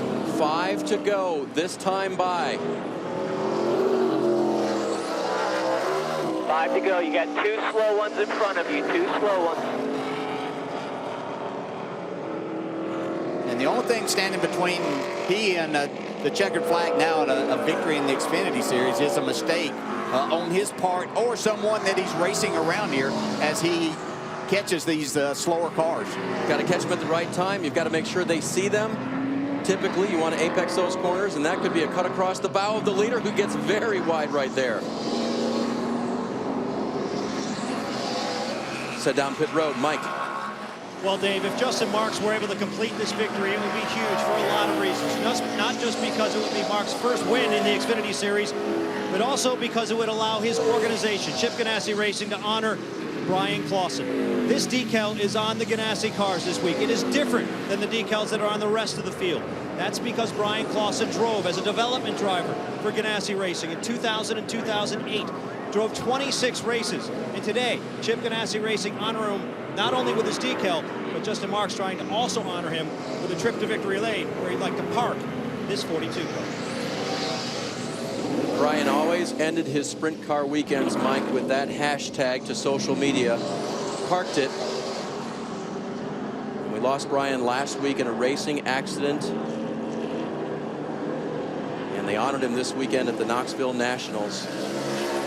So sad to see him go, and he was so well liked, DJ, and a fierce competitor. He was a great competitor, outstanding driver, and just, I think that all week what we've seen are why he was loved by so many people, because of the special person. Not only was he outstanding behind the wheel of anything that he got behind racing-wise, but he was just a tremendously good person. And now the caution out. And this will change things in a race. That 17-second lead that Justin Marks had. Caution is for the 97 of TJ Bell, who until a moment ago could not get the 97 refired. And just a little bit of contact there today for TJ. thought the carnage was going to be next week at Bristol for all the body damage, right, DJ? That clearly looked like he gotten into the tire barrier, all that black on there. There's at least the tire barrier. So here it is. They come by this time. There will be only 3 laps remaining, and maybe 2 by the time we get the green flag, to see who can win here at the Mid-Ohio Sports Car Course. Talked about a mistake was the only thing that could possibly keep him from getting that checkered flag. Well, a restart could. They will line up behind the pace car, and when the signal's given, they'll double up for the restart. And that will be Ty Dillon and Sam Hornish Jr. and Ryan Blaney. Very fast race cars in the top 4. Yeah, and if we get down to an overtime situation, trying to make it around to where the overtime line is situated, it may get dark before then. The overtime line is just after the kink, heading toward that treacherous turn 4, but the other action spot, you see it right there. Pan out, we give you an idea of where that is, just past the kink and heading down in the fastest part of the track. They have to get there, but we're not in that situation yet. We'll explain all the rules there if that should happen.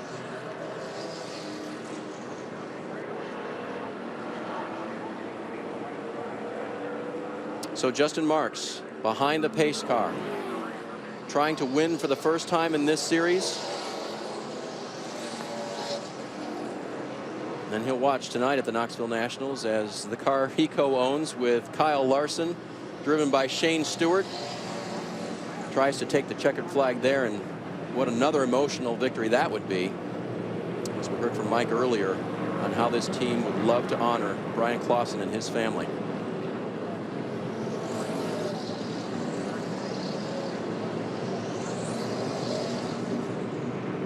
DJ, what shape do you believe the racetrack is in right now from what you're seeing? Bad. I was hoping for slightly improved over a few laps ago. No, I don't really think that it is.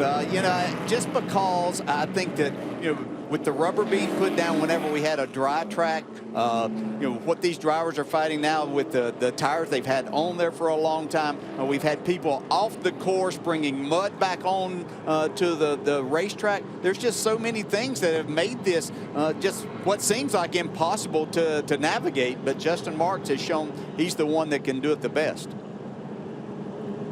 But it's going to be about getting a good restart here. He's going to be in control of that, but getting himself clear of Ty Dillon and Sam Hornish, who's going to be lining up third. Ryan Blaney, he was off course, it seemed like 4 or 5 times during that run since the last restart, but he's got himself up here in the 4th spot now. And what's the key to getting a good restart in these conditions, DJ? Well, it's just being smooth with the throttle, and it's the same thing that's made him better than everyone else, is being able to manage that throttle and get the power down and not trying to be too excited in getting that and making that happen. So you want to get that good restart, but if you allow yourself to try too hard in that situation, then you'll find yourself really spinning and getting yourself in a worse situation than if you would have just taken your time. He's shown he's the best at it, so just show that and continue to do the things that got you in this position of leading this race. Today at the Mid-Ohio Sports Car Course has been a test of Olympic proportions. And during the Rio Olympics, you can catch NASCAR on USA Network and NBCSN from the Bristol Motor Speedway next week. Night racing, Xfinity on Friday, Sprint Cup on Saturday. You won't want to miss it.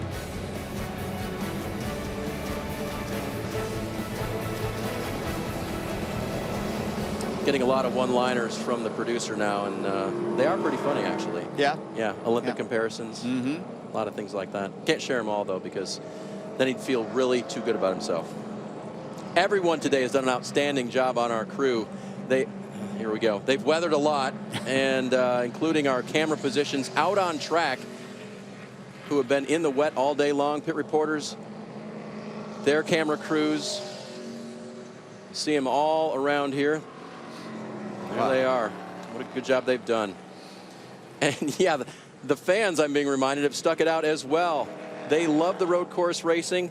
They expect conditions like this, and they know they're going to keep racing. Yeah, they came prepared for this. You know, probably even more so than drivers and teams were prepared, even though it's looked like that this would be the case all weekend. And, you know, as a driver, you prepare yourself for it, but you really can't prepare for what you've encountered out there today. And, you know, I talk about everything and all the cliches and the thing. How about the name of the race itself? It couldn't have been more appropriate for what these drivers have had to face. The Mid-Ohio Challenge. Thank you. And yes, they have been accepting it all day long, Parker.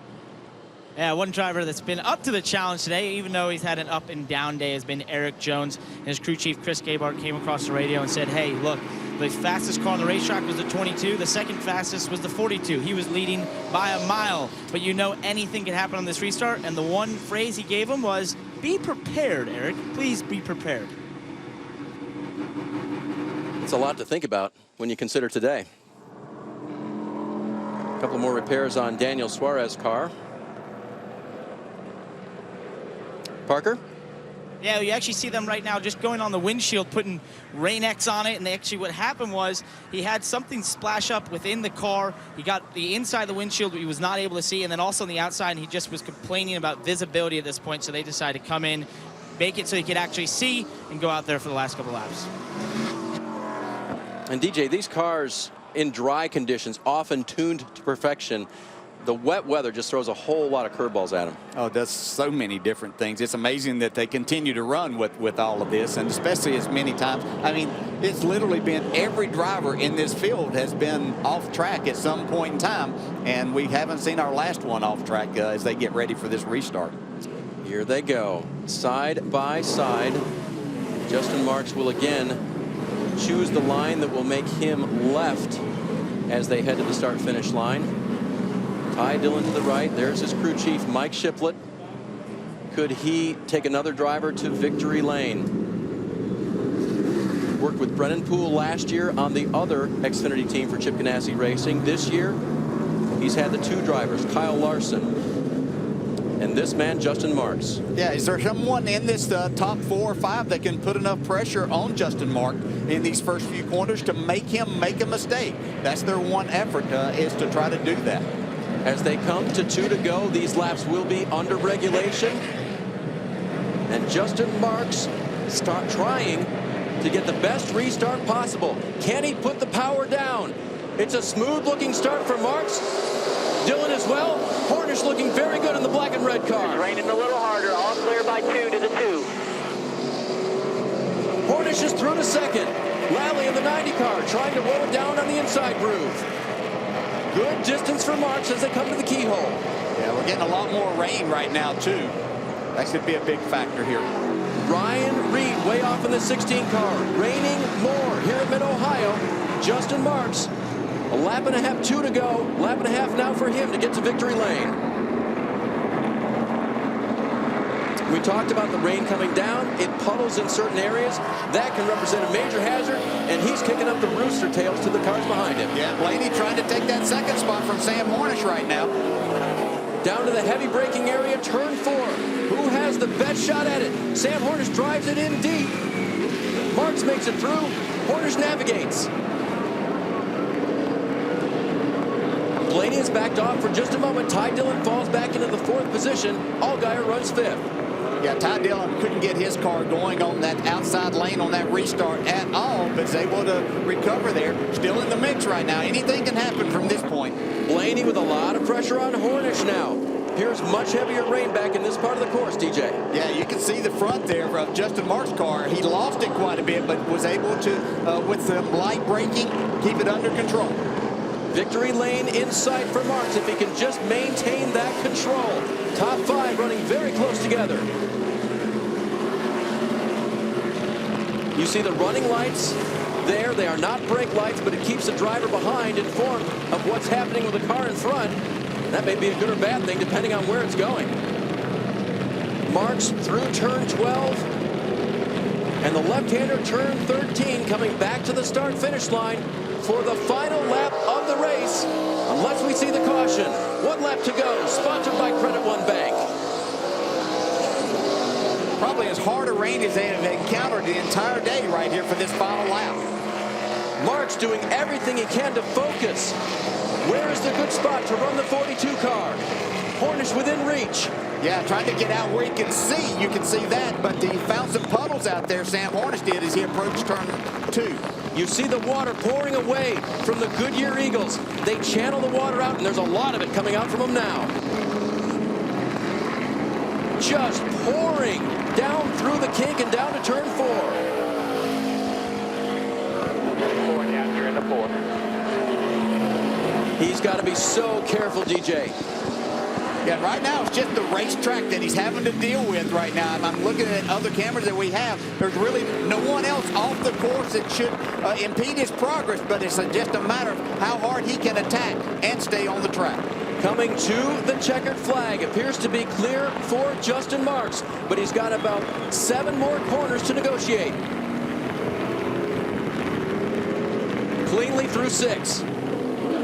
Yeah, this is exactly what he's done all day. Better than everyone else in these severe conditions that he's encountering right now. Doing a very, very nice job of staying in front of Sam Hornish. Last weekend, wife Erin and Justin welcomed baby Presley into their world. Could they have another big day for the Marks family here? Carefully up to that left-hander goes Justin Marks. Needing and using the entire racetrack. Final 2 corners for Marks. Can he do it? He's through 12. He makes the left-hand turn through turn 13, and Justin Marks is going to win at Mid-Ohio. Yeah, you did it! Good job. Thank you so much. Woohoo! Thank you. Hey guys, congratulations. You guys did this, getting them on and off pit road. Now make sure you keep your radios dry. Take care of the equipment. Couple more races coming in line here. Jones staying in front of Lally for 6th.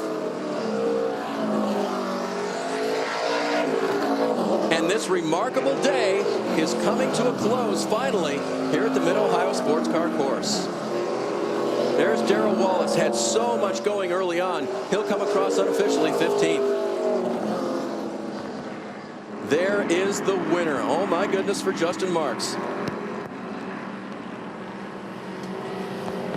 Look at the joy from that driver.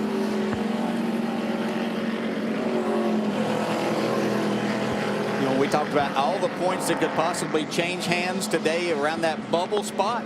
Well, it changed by one point is all that it was, as Blake Cook was 12th and Ross Chastain 14th. So not much difference there for the afternoon. Parker's caught up with the winning crew chief, Mike Shiplett. Yeah, he's actually putting his radios down. You heard him say, protect those radios. It's absolutely pouring right here. Get some congratulations from other members on the team. Just making sure those radios are safe right now, away from the rain. Mike, a crazy day, a variable day, also an emotional day for this team to go out there and get in victory lane. Yeah, it's great for the Katera Chevrolet. Justin Marks getting his first win. It's just great for the team. Now we've got Justin and Kyle winning both in the 42 cars. Just a great day for Chip Ganassi Racing. Everybody back at the shop. We built 2 new road course cars for these 3 events here, and I couldn't be prouder of everybody. Everybody did a great job, gave 100%, and that's what we need to do to win these races. Yeah, that's Mike Shipley going to head to victory lane. Dave? Parker, this track has been good to Justin Marks. His career best finish up to this point in the Xfinity Series came right here 2 years ago. It was a 6th. Yeah, and what a great job they did of managing this race, of knowing when to put, which tires to keep on their driver, when to keep him out. You know, we questioned how long they stayed out on that first run after they put the rain tires on, but he was doing a great job of managing, and they did everything right today, and great job. Justin Marks heads toward victory lane. We will join him when we come back to Mid-Ohio. We'll talk to him, find out what he thought of today.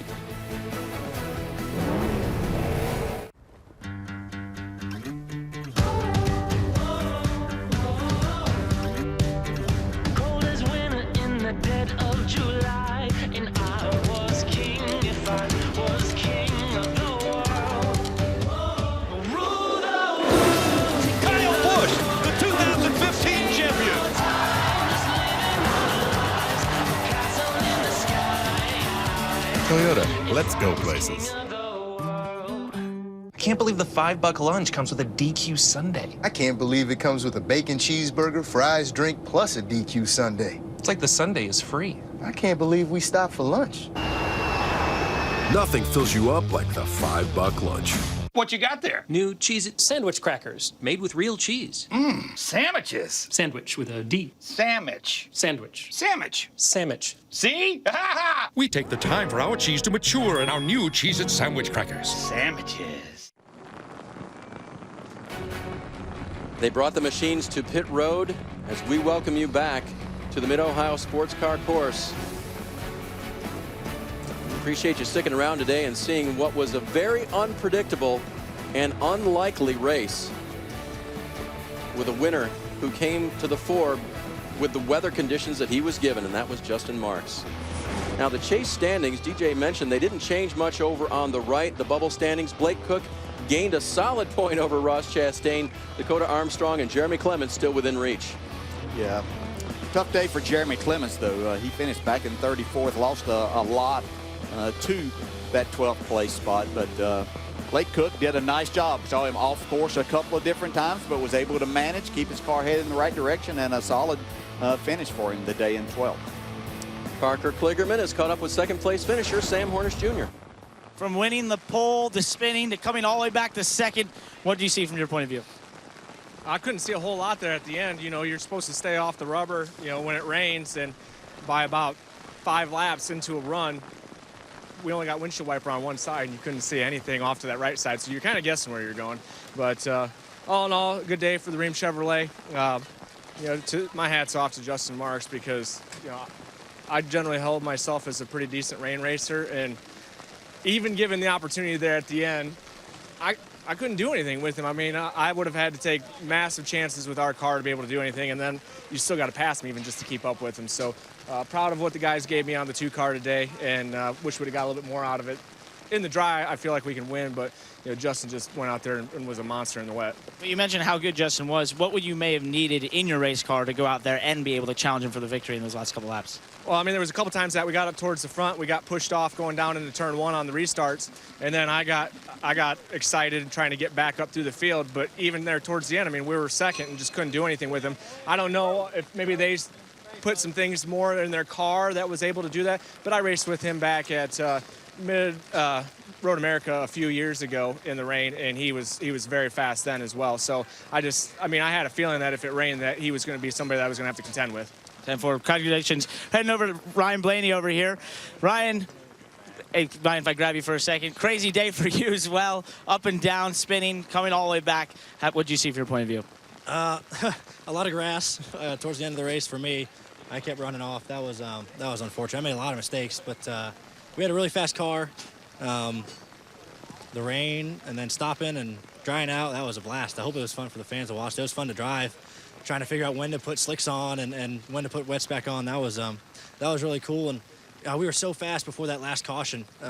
When it stopped raining, I found a deal that was really good, and then it started raining again, and I wasn't as good. So congrats to Justin. That's cool to see. There's no nicer guy in the garage, but thank Discount Tire and Ford for letting me do it, and that was fun. Your crew chief, Brian Wilson, mentioned you made a joke about being able to practice for rain racing in go-karts at the GoPro Motorplex. Is there anything in your career that you could say this was like today? Not really. Maybe if you went out in a Ford Mustang and bald tires in the rain, that was about it. But just fun, man. It was cool to go out and laugh a lot and get angry, but get over it and realize that it's tough to mess up for guys. But just a lot of fun. Congratulations. We'll also move over to Ty Dillon here. Man, you led the race, got off track. What do you need there to maybe battle that 42 for the victory at the end?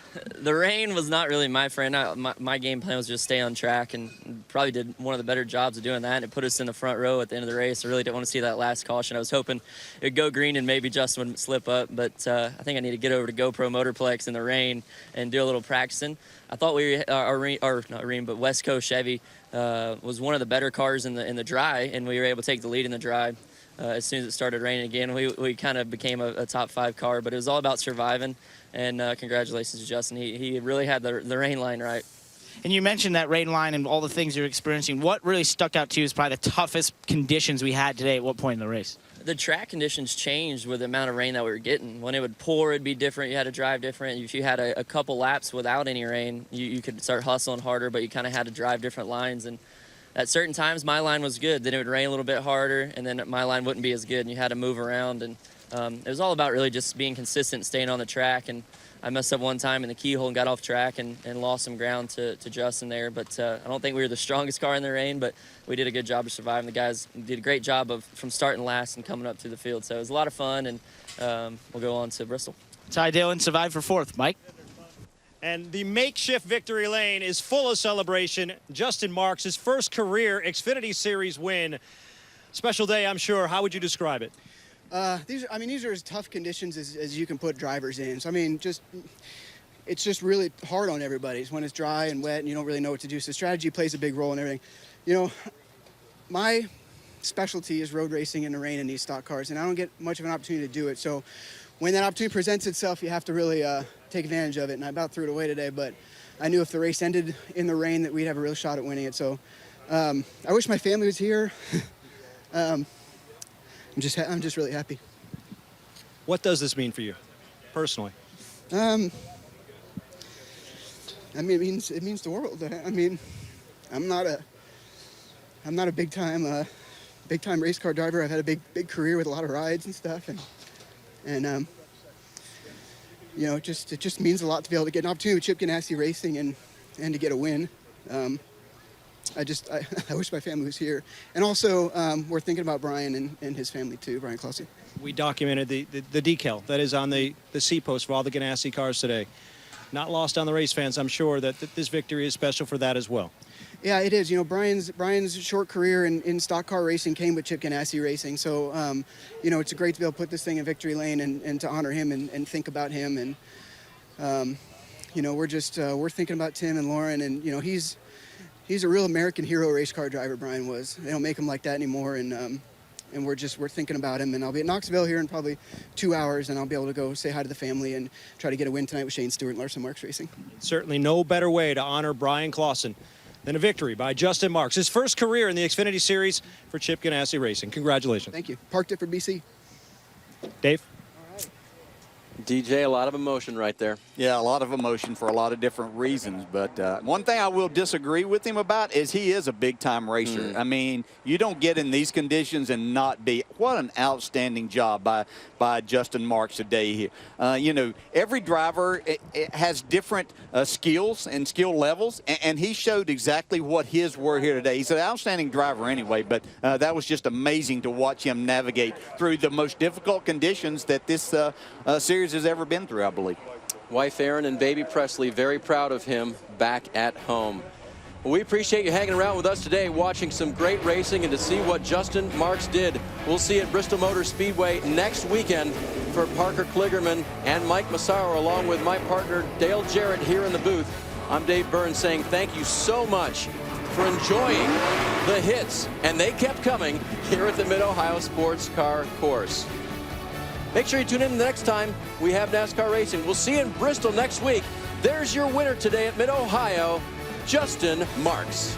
This copyrighted telecast may not be reproduced, retransmitted, or used in any form without the authorized written consent of NASCAR Broadcasting. NASCAR would like to thank all of our fans for your support, and we hope you enjoyed today's broadcast.